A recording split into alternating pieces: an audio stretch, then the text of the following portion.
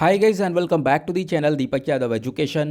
Welcome to the daily Hindu news and editorial analysis of 26th of December 2021. तो guys आज है तारीख 26 दिसंबर 2021 और है संडे। देखेंगे आज का the Hindu complete newspaper. The Hindu complete newspaper को एनालाइज करेंगे, बट लेक्चर में आगे बढ़ने से पहले अगर आप लोग को ये कंप्लीट न्यूज़पेपर का पीडीएफ चाहिए तो क्या करना है, सबसे पहले डाउनलोड करना है टेलीग्राम और फिर जाकर सर्च बॉक्स में टाइप करना है Deepak Yadav education. As you can see guys आप लोग को ये वाला चैनल मिल जाएगा, उस पर क्लिक करना और जाकर इस चैनल को ज्वाइन कर लेना। देखो अगर आप लोगों को इस तरीके से ये चैनल नहीं मिलता है तो नीचे डिस्क्रिप्शन बॉक्स में आप सभी लोगों को टेलीग्राम का लिंक दिया गया है, वो लिंक इसी चैनल का है। जैसे आप उस पर क्लिक करोगे ऑटोमेटिकली ये चैनल ओपन हो जाएगा, इसको जाकर ज्वाइन कर लेना। ज्वाइन करने से फ़ायदा क्या होगा, यहाँ पर आपको डेली बेसिस पर द हिंदू न्यूज़पेपर मिल जाता है, डेली करंट अफेयर के वीडियो का पीडीएफ मिल जाता है, डेली बहुत सारे डिजिटल नोट्स मिल जाते हैं और ये सारी चीज़ें मिलती हैं बिल्कुल फ्री में। तो जाकर इसको ज़रूर ज्वाइन करना। नाउ बढ़ते हैं आगे, और आगे बढ़ने से पहले हमेशा की तरह हम लोग अपने लेक्चर को एक मैप के एक क्वेश्चन के साथ स्टार्ट करेंगे। तो आज आप सभी लोगों को मैप में जाकर देखना है बुर्किना फासो को कहाँ पर है ये एग्जैक्टली लोकेटेड, अच्छे से मैप में देखना है। देन उसके बाद आकर नीचे कमेंट सेक्शन में टाइप करना, जिससे कि आप लोग इसको लंबे समय तक याद रख पाओगे। साथ ही साथ एक क्वेश्चन सॉल्व करेंगे जो कि यूपीएससी प्रीवियस ईयर 1995 के प्रीलिम्स में पूछा गया था। बहुत पुराना है, डजेंट मैटर, और मुझे लगता है कि हम लोग पहले भी शायद इसको डिस्कस कर चुके हैं। तो क्वेश्चन क्या है, ऐसा कौन सा स्नेक है जो कि अपना नेस्ट खुद बनाता है? नीचे कमेंट सेक्शन में आपको इसका आंसर देना है। ऑप्शन ए बोलता है chain viper, option B king cobra, option C krait, या फिर option D saw scaled viper. देखो बहुत सारे लोगों को इसका आंसर मालूम होगा, काफ़ी बार चर्चा में आता रहता है, डेली करंट अफेयर के वीडियो में काफ़ी बार इसके बारे में डिस्कशन हम लोग कर चुके हैं। तो सिंपल सा इसका आंसर जिसको पता है नीचे कमेंट सेक्शन में ज़रूर देना, जिसको नहीं मालूम है वो सर्च करना डेफिनेटली, और भी बहुत सारी इंपॉर्टेंट इन्फॉर्मेशन आप लोग को जानने को मिलने वाली है। बाय द वे इसका जो करेक्ट आंसर है मैंने आप लोग को नीचे प्रोवाइड करवा दिया है, प्लस टेलीग्राम पर प्रोवाइड करवा दिया है, वहां से जाकर इसको चेकआउट कर सकते हो। और एटलीस्ट सभी लोग को इसके अंदर पार्टिसिपेट करना है, जैसा मैं आप लोगों से रोज़ रोज़ बोलता हूँ। तो चलो शुरुआत करते हैं। यह है आज का सबसे पहला आर्टिकल। कोई एग्जाम के पॉइंट ऑफ व्यू से इतना इंपॉर्टेंट आर्टिकल ये है नहीं। अभी आपको मालूम है कल हमारे प्राइम मिनिस्टर ने टेलीविज़न पर काफ़ी सारा अनाउंसमेंट किया है।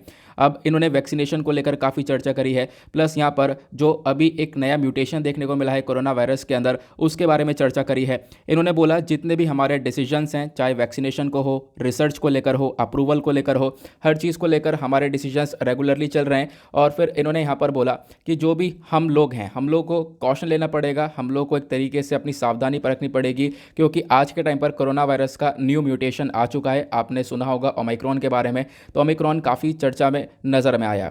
अब उसके बाद इन्होंने बोला कि देखो वही सारी चीज़ें जैसे हम लोग पहले कर रहे थे, मास्क को मेंटेन करना है, हैंड्स को बार बार धोना है, ठीक है। साथ ही साथ अब हमारे पास एबिलिटी है कि हम लोग कोरोना वायरस से लड़ सकते हैं, क्योंकि हमने पहले भी ऐसे ही फाइट किया था। साथ ही साथ हमारे प्राइम मिनिस्टर और क्या बोलते हैं, और ये बोलते हैं जो भी टीनेजर हैं, लगभग 15 से लेकर 18 के एज ग्रुप के अंदर जो भी लोग हैं, ये सब एलिजिबल हो जाएंगे कोविड-19 वैक्सीनेशन के लिए, ठीक है। इनको भी यहाँ पर ये वैक्सीनेशन प्रोवाइड करवाया जाएगा। इनके साथ साथ जो फ्रंट लाइन हेल्थ वर्कर और जो सीनियर सिटीज़न हुए, सीनियर सिटीज़न जिनकी एज 60 से ऊपर है, या फिर ऐसे सीनियर सिटीज़न जो कि और भी बहुत सारी बीमारी से जूझ रहे हैं, तो इन सबको एलिजिबल किया जाएगा कि डॉक्टर्स की इनको एडवाइस दी जाए। साथ ही साथ यहाँ पर ये प्रिकॉशंस ले, ध्यान रखें, पहले से यहाँ पर चीज़ें आराम से लेकर चलें, ठीक है, क्योंकि हम ही लोग चीज़ों को बदल सकते हैं, हम ही लोग यहाँ पर प्रिकॉशंस लेने के बाद चीज़ों से लड़ सकते हैं। प्लस उसके बाद यहाँ पर हो सकता है कि इन लोगों को थर्ड डोज के लिए भी एडवाइस दी जाए, अगर ज़रूरत पड़ती है तो थर्ड डोज भी यहाँ पर दी जाएगी। ये यहाँ पर एक तरीके से हमारे प्राइम मिनिस्टर ने कल ये सारी चीज़ें बताई हैं। साथ ही साथ इन्होंने बोला वैक्सीनेशन को लेकर जो भी प्रोसेस है वो 3 जनवरी 2022 से स्टार्ट हो जाएगा, मतलब जो आने वाला साल है 3 जनवरी से यहाँ पर वैक्सीनेशन प्रोसेस किन के लिए, लगभग यहाँ पर जिनकी एज 15 से लेकर 18 के बीच में है उनके लिए, ये यहाँ पर 3 जनवरी से स्टार्ट हो जाएगा। साथ ही साथ यहाँ पर और ऑब्वियसली वापस से वही वाली बातें देखने को मिलेंगी, जो भी आपके प्रिकॉशंस है वो हम लोग को लेना है। बार बार देखो ये वर्ड इसका इस्तेमाल ज़रूर किया गया है इस आर्टिकल के अंदर। ये क्लियर हुआ? तो मतलब कुछ खास ऐसा एग्जाम के पॉइंट ऑफ व्यू से इंपॉर्टेंट नहीं है, लेकिन मतलब एक फ्रंट पेज पर आर्टिकल आया तो डेफिनेटली इसके बारे में आपको पता होना चाहिए। प्लस यहाँ पर इन्होंने बताया कि आज के टाइम पर वैक्सीन कवरेज को लेकर इंडिया के अंदर क्या सिचुएशन है। आज के टाइम पर लगभग 90% जितने भी एलिजिबल लोग हैं वो यहाँ पर वैक्सीन ले चुके हैं, एटलीस्ट एक डोज तो यहाँ पर हम लोग ले ही चुके हैं, ठीक है। हालांकि यहाँ पर अभी बहुत सारे लोग हैं जिन्होंने सेकंड डोज नहीं लिया है, लेकिन फिर भी यहाँ पर आप कह सकते हो एटलीस्ट मेजोरिटी लोगों ने एक डोज ले लिया है। प्लस अभी भी बहुत सारे लोग आपको देखने को मिलेंगे कि लगभग यहाँ पर जिनका मतलब बहुत सारे लोग ऐसे हो चुके हैं जिन्होंने दोनों डोज भी ले लिया है। प्लस इन्होंने फिर सिचुएशन बताई कि कितने हॉस्पिटल्स हैं, ठीक है, हॉस्पिटल्स में काफ़ी सारे बेड्स को अवेलेबल करवा दिया है, ऑक्सीजन का सपोर्ट आ चुका है, ठीक है, ऑक्सीजन प्लांट्स के ऊपर लगातार काम चला गया है और ऑक्सीजन प्लांट्स को सेटअप भी किया है हमने, ताकि इन फ्यूचर अगर कोई ऐसा क्राइसिस आता है तो ऑक्सीजन की कमी तो बिल्कुल भी ना पड़े। तो ये चीज़ें यहाँ पर एक तरीके से हमारे प्राइम मिनिस्टर के थ्रू कल अनाउंस करी गई हैं। आई होप आप लोगों को क्लियर हो चुका है, ज़्यादा कुछ ऐसी चीज़ें यहाँ पर समझने वाली है नहीं। अब डायरेक्टली चलते हैं हम लोग अपने एक इंपॉर्टेंट आर्टिकल की तरफ। उसके बाद यहाँ पर एक और छोटा सा आर्टिकल आता है, अगेन हमारे होम मिनिस्टर का एक स्टेटमेंट आता है। कल हमारे होम मिनिस्टर ने भी काफ़ी सारी बातें बोली हैं, जिसमें से इन्होंने ये बोला, Modi government has restored faith in democracy. Democracy के अंदर जो लोगों का विश्वास है वो वापस से निकल कर आया है। डेमोक्रेसी क्या होती है आप लोगों को मालूम है। इन सिंपल टर्म अगर हम बात करें तो हम लोग, जैसे आप हो, मैं हूँ, हम लोग क्या कर रहे हैं, अपने लीडर को खुद इलेक्ट कर रहे हैं। हमारे पास एक तरीके से पूरी तरह से हक है वोट देने का, अपने हिसाब से हम लोग अपने लीडर को बैठा रहे हैं, वो डेमोक्रेसी कहलाती है। बट यहाँ पर देखो इस आर्टिकल में कुछ और इंपॉर्टेंट चीज़ है एग्जाम के पॉइंट ऑफ व्यू से, वो क्या है आगे मैं आपको बताता हूँ। बट आर्टिकल में एग्जैक्टली और क्या क्या बोला गया वो भी मैं आपको बताऊंगा। जैसे हमारे होम मिनिस्टर हैं, इन्होंने सैटरडे में बोला कि देखो हम लोग आज के टाइम पर पूरी तरह से तैयारी कर चुके हैं, आने वाले टाइम पर इन फ्यूचर कंट्री के अंदर जो ऑक्सीजन का शॉर्टेज है वो कभी नहीं होगा। हमने इस प्रकार से चीज़ों के ऊपर काम किया है। साथ ही साथ कोविड-19 को लेकर कंसर्न्स दर्जाए इन्होंने यहाँ पर कि जो भी कंसर्न्स आज के टाइम पर निकल कर आ रहे हैं उसके बारे में यहाँ पर चीज़ें बताई।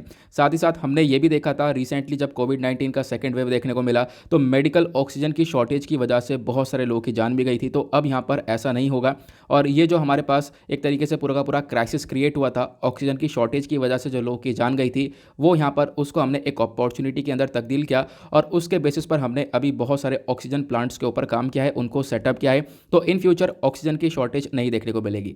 अब ये सारी बातें कब बोली गई हैं, क्योंकि यहाँ पर एक फंक्शन था, कब ये फंक्शन था गुड गवर्नेंस डे पर। तो गुड गवर्नेंस डे कब मनाया गया, कल, मतलब 25 दिसंबर को गुड गवर्नेंस डे सेलिब्रेट किया गया है। तो उसी ओकेजन पर एक फंक्शन को एड्रेस करते हुए होम मिनिस्टर ने ये सारी स्टेटमेंट दी है। अब आर्टिकल में जो इंपॉर्टेंट है ना उसके बारे में कोई चीज़ें मेंशन नहीं करी गई हैं। जैसे गुड गवर्नेंस डे, मैं आपको इसके बारे में बताने वाला हूँ, बहुत ही ज़बरदस्त तरीके से यहाँ पर चीज़ों को हम लोग समझने की कोशिश करने वाले हैं, अलग से इन्फॉर्मेशन प्रोवाइड करवाऊंगा। आर्टिकल हमारा जीएस पेपर 2 के पॉइंट ऑफ व्यू से इंपॉर्टेंट हो सकता है और जीएस पेपर 2 के अंदर बहुत सारे टॉपिक्स दे रखे हैं हमारे सिलेबस में, जैसे कि government policies, interventions, inclusive growth and development. उन्हीं के पॉइंट ऑफ व्यू से इस आर्टिकल को आप रिलेट कर पाओगे। अब ये रिसेंटली चर्चा में क्यों था, क्योंकि जो हमारी यूनियन गवर्नमेंट है इन्होंने यहाँ पर एक तरीके से बोला था हम लोग एक नेशन वाइड पूरे देश भर में गुड गवर्नेंस वीक को लॉन्च करेंगे। एक पूरा सप्ताह लॉन्च किया जाएगा जिसका नाम होगा गुड गवर्नेंस वीक। अब ये सप्ताह कब से कब तक होगा, वो लगभग 20 दिसंबर से लेकर 26 दिसंबर तक हम लोग गुड गवर्नेंस वीक को लॉन्च करेंगे। ऐसा हमारे सरकार का ये स्टेटमेंट आया था। अब यहाँ पर क्या हुआ, 25 दिसंबर जो कि अभी कल दिन निकला है क्रिसमस डे वाला, यहाँ पर हमने इसको सेलिब्रेट भी किया है as a good governance day. क्यों सेलिब्रेट किया, और साथ ही साथ आपको ध्यान रखना है गुड गवर्नेंस डे क्यों सेलिब्रेट किया, क्योंकि हम लोगों ने यहाँ पर हमारे जो फॉर्मर प्राइम मिनिस्टर हैं अटल बिहारी वाजपेयी जी, इनकी बर्थ एनिवर्सरी को मार्क किया था। ठीक है, तो यहाँ पर सबसे इंपॉर्टेंट बात ये आपको क्लियर हुआ। दूसरा, यहाँ पर गुड गवर्नेंस डे के बारे में मैं आपको और भी चीज़ें बताने वाला हूँ। सबसे पहली बात, जो वर्ड गवर्नेंस है ना, आपको इसके बारे में समझना होगा। गवर्नेंस के बारे में बात करें तो बेसिकली यहाँ पर एक प्रोसेस है ऑफ डिसीजन मेकिंग, मतलब डिसीजन लेने का एक प्रोसेस देखने को मिलेगा जहाँ पर डिसीजंस लिया जाता है और फिर उन डिसीजंस को इंप्लीमेंट किया जाता है, उनको लागू किया जाता है। ठीक है, एक प्रकार से आप कह सकते हो कि इसको अगर हम प्रॉपर हिंदी में देखें, अधिकार हो गया या शासन विधि हो गई, तो इसको आप लोग कह सकते हो गवर्नेंस का एग्जैक्टली ये मतलब होता है। तो गवर्नेंस आज के टाइम पर हर जगह पर देखने को मिलेगा। देखो डिसीजन मेकिंग हर जगह पर है, चाहे वो कॉर्पोरेट गवर्नेंस हो, इंटरनेशनल गवर्नेंस हो, या फिर नेशनल लेवल पर हो, या फिर लोकल लेवल पर हो, हर जगह पर आपको डिसीजन मेकिंग देखने को मिलेगी, है ना, और इसी को आगे इंप्लीमेंट किया जाता है। लेकिन आज के टाइम पर जो यूनाइटेड नेशन है उसने लगभग 8 प्रिंसिपल्स ऑफ गुड गवर्नेंस को आइडेंटिफाई किया है। तो गुड गवर्नेंस के 8 प्रिंसिपल्स क्या क्या है पहले मैं आपको बता देता हूँ। सबसे पहला यहाँ पर प्रिंसिपल है वो है पार्टिसिपेशन। पार्टिसिपेशन मतलब जो पीपल हैं, जो भी आम नागरिक है, ठीक है, उनके पास यहाँ पर एक पूरा हक है डिसीजन मेकिंग का। ठीक है, डिसीजन मेकिंग का हक है। प्लस उसके बाद यहाँ पर आप कह सकते हो कि दूसरा जो प्रिंसिपल है वो है रूल ऑफ लॉ का। यहाँ पर जो लीगल फ्रेमवर्क्स हैं वो एकदम अच्छे होने चाहिए, फेयर होने चाहिए, ये यहाँ पर बोला जाता है। उसके बाद यहाँ पर गवर्नेंस में एक और आता है रिस्पॉन्सिवनेस। इसका मतलब इसको आप लोग सेंसिटिवनेस भी बोल सकते हो या जवाबदेही भी बोल सकते हो, ये हो गया।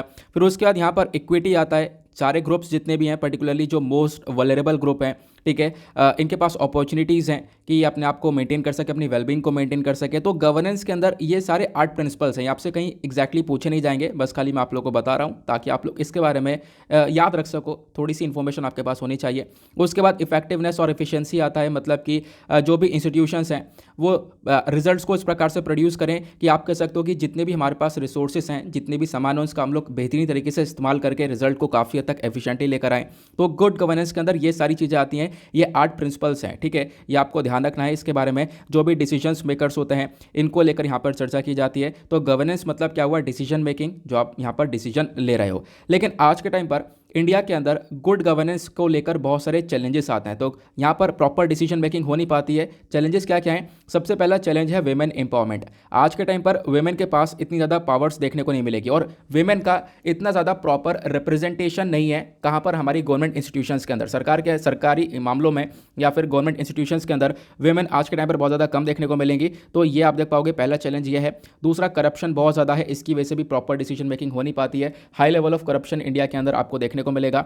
उसके बाद क्या होता है? आज के टाइम पर जस्टिस के अंदर काफ़ी डिले देखने को मिलता है। कोई भी केस आता है तो सालों लग जाते हैं उस केस को सॉल्व होने में, तो जस्टिस भी काफ़ी हद तक डिले यहाँ पर देखने को मिल जाता है। तो अपने आप में ये भी एक प्रॉब्लम है, ठीक है। इसकी वजह से भी आप कह सकते हो डिसीजन मेकिंग प्रॉपर हो नहीं पाती है, गवर्नेंस अच्छे से नहीं हो पाता है। प्लस एक और चैलेंज आता है, वो है क्रिमिनलाइजेशन ऑफ पॉलिटिक्स। बहुत सारे जो पॉलिटिशियंस हैं उनके ऊपर खुद बहुत सारे क्रिमिनल चार्जेस हैं, ठीक है।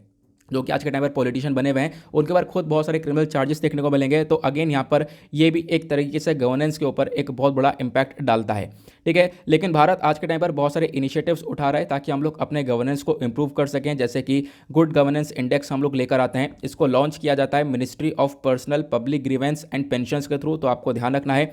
और यहाँ पे बोला जाता है कि हम लोग सारी चीज़ें डिस्कस करते हैं कि क्या इम्पैक्ट पड़ा है, प्लस उसके बाद यहाँ पर क्या क्या स्टेट गवर्नमेंट्स और यूनियन टेरिटरीज़ ने यहाँ पर स्टेप्स उठाए हैं अपनी डिसीजन मेकिंग को लेकर और उसका क्या इम्पैक्ट पड़ा है। उसी प्रकार से भारत ने नेशनल ई गवर्नेंस प्लान को भी लॉन्च किया था। इसका अपने आप में विजन है कि हम लोग जितनी भी गवर्नमेंट सर्विसेज है उनको हर एक कॉमन मैन के पास पहुंचा सकें, ठीक है। एक तरीके से हर एक व्यक्ति को फ़ायदा मिले, हर एक व्यक्ति के पास हम लोग आराम से चीज़ों को पहुँचाएँ, उसकी जितनी भी परेशानी है, उसके जितने भी ग्रेवेंसेस हैं उनको एड्रेस किया जाए, उनकी जो परेशानियाँ उनको सुना जाए और उनकी परेशानियों को रिजॉल्व किया जाए, इसका मेन मकसद होता है। प्लस उसके बाद यहाँ पर दूसरे और भी इनिशिएटिव्स आज के टाइम पर गवर्नमेंट चला रही है, जैसे कि नीति आयोग को सेटअप करना, मेक इन इंडिया प्रोग्राम हो गया और उसके बाद लोकपाल। ये सारी चीज़ें हम लोग चलाते हैं ताकि जो गवर्नेंस है वो एक तरीके से अच्छा चलता रहे। गवर्नेंस बेटर होगा कंट्री के अंदर तो ऑब्वियसली बहुत सारी सिचुएशन सुधरेंगी, आगे चीज़ें इंप्रूव होती हुई नजर आती हैं, ठीक है। तो आपको ध्यान रखना है गुड गवर्नेंस क्या है और इसका मोटो क्या है। इसका मोटो यही है, हम लोग क्या कर सकें, जो पब्लिक ग्रीवेंसेस हैं, लोगों के पास जितनी भी परेशानियाँ हैं, ठीक है, उसको हम लोग उसका रिड्रेस कर सकें, उसका सुधार लेकर आ सकें, उसको सॉल्व कर सकें। और खासकर अब की बार का जो मेन मकसद है वो हमारा है कि विलेज लेवल पर, जो गाँव के लेवल हैं, वहाँ पर हम लोग प्रॉपर डिसीजन मेकिंग को पहुँचाएं और प्रॉपर सर्विस डिलीवरी गाँव के क्षेत्र के अंदर पहुँचाई जाए। तो अब की बार का मेन मकसद यहाँ पर इसी गुड गवर्नेंस डे का ये है, तो आपको इसके बारे में ध्यान रखना है। क्लियर हुआ? आगे बढ़ते हैं अगले आर्टिकल पर। बाकी सारे आपको आर्टिकल देखने को मिलेंगे, यहाँ पर पॉलिटिक्स से भरे पड़े हैं, इनको आप लोग स्किप कर सकते हो। उसके बाद नेक्स्ट पेज पर आर्टिकल देखने को मिलेंगे, तो काफ़ी इंपॉर्टेंट आर्टिकल है यहाँ पर। सबसे पहला आर्टिकल आपको ये वाला देखने को मिलेगा। यहाँ पे डिस्कशन किया गया है, जो माइग्रेटरी बर्ड्स हैं ये चिलिका लेक के आसपास डेड पाई गई है, मतलब कि मरी हुई माइग्रेटरी बर्ड्स पाई गई ओडिशा के अंदर, क्योंकि चिलिका लेक ओडिशा में है। वहीं इसी लेक के आसपास, इसी झील के आसपास बहुत सारी बर्ड्स हैं, उनकी डेथ हुई है, ऐसा यहाँ पर पाया गया। मैं आपको बताता हूँ इसके बारे में, उससे पहले आपको दो चार बातें और ध्यान रखनी होंगी। पहले तो आप लोग मैप में देख लो चिलिका लेक कहाँ पर है। यहाँ पर आपको उड़ीसा का मैप दिख रहा होगा, इधर आपको यहाँ पर ये नज़र आएगा, ये छोटा सा जो लेक है इधर, ये है चिलिका लेक, ठीक है। इसी के आसपास जो बहुत सारी माइग्रेटरी बर्ड्स हैं ये डेड मिली हैं। अब इसके पीछे का रीज़न यहाँ पर क्या बताया जा रहा है, तो देखो जो भी एक तरीके से उड़ीसा का फॉरेस्ट डिपार्टमेंट सस्पेक्ट है, ठीक है। इन्होंने यहाँ पर आप कह सकते हो बोला है कि जितनी भी डेड बॉडीज़ मिली हैं, जो कार्कसेस मतलब जो डेड बॉडीज़ हैं, लगभग 29 माइग्रेटरी बर्ड्स की डेड बॉडीज़ सैटरडे में पाई गई हैं। और मतलब देखो ये लगातार ना यहाँ पर पेट्रोलिंग होती रहती है, यहाँ पर लगातार दस्तक मारी जाती है और दस्तक मारते मारते पता लगाया जाता है कि कहीं वाकई में कुछ गलत सलत तो काम नहीं हो रहा है। ताकि जिसकी वजह से यहाँ पर ये बर्ड्स वगैरह की डेथ हो रही है। क्योंकि जो चिलिका लेक है अपने आप में एक बहुत इंपॉर्टेंट पार्ट है, यहाँ पर हर साल बहुत सारी माइग्रेटरी बर्ड्स आती हैं। माइग्रेटरी बर्ड्स मतलब यहाँ पर बहुत सारी जो बर्ड्स हैं वो ट्रैवल कर बहुत दूर दूर से आती हैं। मैं आपको बताऊंगा कहाँ कहाँ से आती हैं, लेकिन उससे पहले यहाँ पर एक और चीज़ बताई गई। देखो जो ऑफिशियल्स है वो यहाँ पे डेटा आता है लगभग 29 माइग्रेटरी बर्ड्स डेड पाई गई हैं, लेकिन जो लोकल डेटा है वो ये बताता है कि 100 से ज़्यादा डेड बर्ड्स थी। ठीक है, 100 से ज़्यादा, 100 से ज़्यादा डेड बर्ड्स यहाँ पर पाई गई है। ठीक है, अब यहाँ पर सस्पेक्ट क्या है? सस्पेक्ट ये है कि जो भी पोचर्स है इन्होंने क्या किया है, इन बर्ड्स को मारा है। अब फिर उसके बाद इनको सप्लाई किया जाता है होटल्स के अंदर, क्योंकि यहाँ पर इसको as a dinner, as a food यहाँ पर सर्व किया जाता है। तो होटल्स के अंदर इसको सप्लाई किया जाता है। ठीक है, इसी की वजह से यहाँ पर इन बर्ड्स की डेथ देखने को मिली है। अब हुआ क्या यहाँ पर, जैसे यहाँ पर ये लोग क्या कर रहे थे, बर्ड्स को मारे, अब बर्ड्स को ले जा रहे होंगे होटल्स के अंदर सप्लाई कर रहे होंगे। इतनी देर में यहाँ पर पेट्रोलिंग हो गई, वहाँ पर एक तरीके से कोई आ गया देखने के लिए, दस्तक मारी गई। जैसे मैंने आपको बताया था रेगुलरली पेट्रोलिंग होती रहती है। तो क्या हुआ, उन्होंने जल्दबाजी में जो बर्ड्स थी, कुछ यहाँ पर बर्ड्स ऐसी छोड़ दी, पड़ी रह गई वो, जिसकी वजह से आप कह सकते हो ये यहाँ पर कंसर्न निकल कर आया है। क्लियर हुआ? तो ये यहाँ पर रीज़न है। अब रीज़न कोई नहीं पूछेगा, बट आपको दो चार बातें अलग से इसको कनेक्ट करके समझनी होंगी कि खासकर चिलिका लेक और माइग्रेटरी बर्ड्स का अपने आप में क्या कनेक्शन है। तो इसके बारे में आपको अलग से इन्फॉर्मेशन प्रोवाइड करवा रहा हूँ, अपने पास ज़रूर स्टोर करके रखना। माइग्रेटरी बर्ड्स की या फिर माइग्रेटरी स्पीशीज़ की अगर हम बात करें तो हर साल विंटर में हम लोग देखते हैं, सर्दियों के समय में हम लोग देखते हैं जो माइग्रेटरी बर्ड्स हैं ये कहाँ पर आती हैं, चिलिका लेक के आसपास आती हैं। ठीक है, एशिया का एक सबसे लार्जेस्ट सॉल्ट वाटर लगून भी देखने को मिलता है। ठीक है, और यहाँ पर आप देख पाओगे जो भितरकनिका भी देखने को मिलेगा। भितरकनिका एक दूसरा लार्जेस्ट मैंग्रोव फॉरेस्ट है इंडिया का। ठीक है, ये भी यहाँ पर आपको देखने को मिलने वाला है। और जो सबसे बड़ा मैंग्रोव फॉरेस्ट है वो आपको वेस्ट बंगाल में सुंदरबन वाला देखने को मिलेगा। ये भी इसके साथ ही नोट डाउन कर लो। अब होता क्या है, बहुत सारी जो बर्ड्स हैं ये अलग अलग कंट्रीज से निकल कर आती हैं, जैसे कि यहाँ पर Siberia, Afghanistan, Iran, Iraq, Himalayan region से निकल कर आती हैं। सेंट्रल यूरोप से यहाँ पर बर्ड्स आती हैं। तो यहाँ पर ये ट्रैवल करती करती चिलिका लेक पर पहुँच जाती हैं। ठीक है, ठंड में यहाँ पर कहाँ पे आती हैं, चिलिका लेक के आसपास। अब चिलिका लेक के बारे में अगर हम दो चार इन्फॉर्मेशन देखें जो कि आपसे पूछी जा सकती है। चिलिका लेक एशिया की एक सबसे लार्जेस्ट और दुनिया की सेकंड लार्जेस्ट लगून देखने को मिलेगा। प्लस उसके बाद बोला गया अगर हम बात करें विंटर के टाइम पर, तो विंटर के टाइम पर ही माइग्रेटरी बर्ड्स इस चिलिका लेक के आसपास आती हैं। और 1981 में चिलिका लेक को डेजिग्नेशन दिया था फर्स्ट इंडियन वेटलैंड का। तो भारत की पहली वेटलैंड है चिलिका लेक, आपको ध्यान रखना है। अच्छा, आप लोग बता सकते हो कि भारत के अंदर टोटल कितने वेटलैंड्स हैं? ठीक है, मतलब अब वेटलैंड जो है, वेटलैंड का मतलब यह है कि ये जो वेटलैंड है चिलिका लेक, इसको इंटरनेशनल इंपॉर्टेंस मिल चुका है। इंटरनेशनल इंपॉर्टेंस किसका? वो है रामसर कन्वेंशन का। ठीक है, तो आप कह सकते हो कहीं ना कहीं चिलिका लेक एक रामसर साइट है। तो भारत के अंदर टोटल कितनी रामसर साइट्स हैं ये आप लोग नीचे कमेंट सेक्शन में ज़रूर बताना। और एक और इसके अंदर ये भी बताना है रिसेंटली सबसे लास्ट रामसर साइट कौन सी यहाँ पर ऐड करी गई है, ये भी आपको बताना है। अब क्या हुआ, देखो चिलिका लेक की भी हमने बात करी, बहुत सारी माइग्रेटरी स्पीशीज़ वगैरह आती हैं, लेकिन साथ ही साथ यहाँ पर चिलिका लेक में इरावदी डॉल्फिन्स भी आपको देखने को मिल जाती हैं। ठीक है, इरावदी डॉल्फिन्स भी यहाँ पर भरपूर मात्रा में देखने को मिलेंगी। प्लस उसके बाद यहाँ पर अगर हम माइग्रेटरी स्पीशीज़ की बात करें, मतलब जो दूर से दूसरी कंट्री से यहाँ पर उड़ते उड़ते या फिर बहुत सारे जो एक तरीके से जानवर हैं वो यहाँ पर एक दूसरे कंट्री के अंदर पहुँचते हैं, उसको हम लोग माइग्रेटरी स्पीशीज़ बोलते हैं। ठीक है, अगर हम इंडिया के अंदर बात करें माइग्रेटरी स्पीशी की क्या सिचुएशन है, तो इंडिया आज के टाइम पर एक टेम्पररी होम है। थोड़े समय के लिए आपको बहुत सारे माइग्रेटरी एनिमल्स, बर्ड्स देखने को मिलते हैं। अगर हम इंपॉर्टेंट माइग्रेटरी स्पीशी की बात करें तो इसके अंदर आमर फल्कन हो गया, बार हिटेड गीज, ब्लैक नेक क्रेन हो गई, और उसके बाद marine turtle, dugong, humpback well. तो ये सारी यहाँ पर माइग्रेटरी स्पीशी हैं, कहीं ना कहीं भारत के अंदर ज़्यादातर ये देखने को मिलती हैं, जो अलग अलग कंट्री से ट्रैवल करते हुए आ जाती हैं। क्लियर हुआ?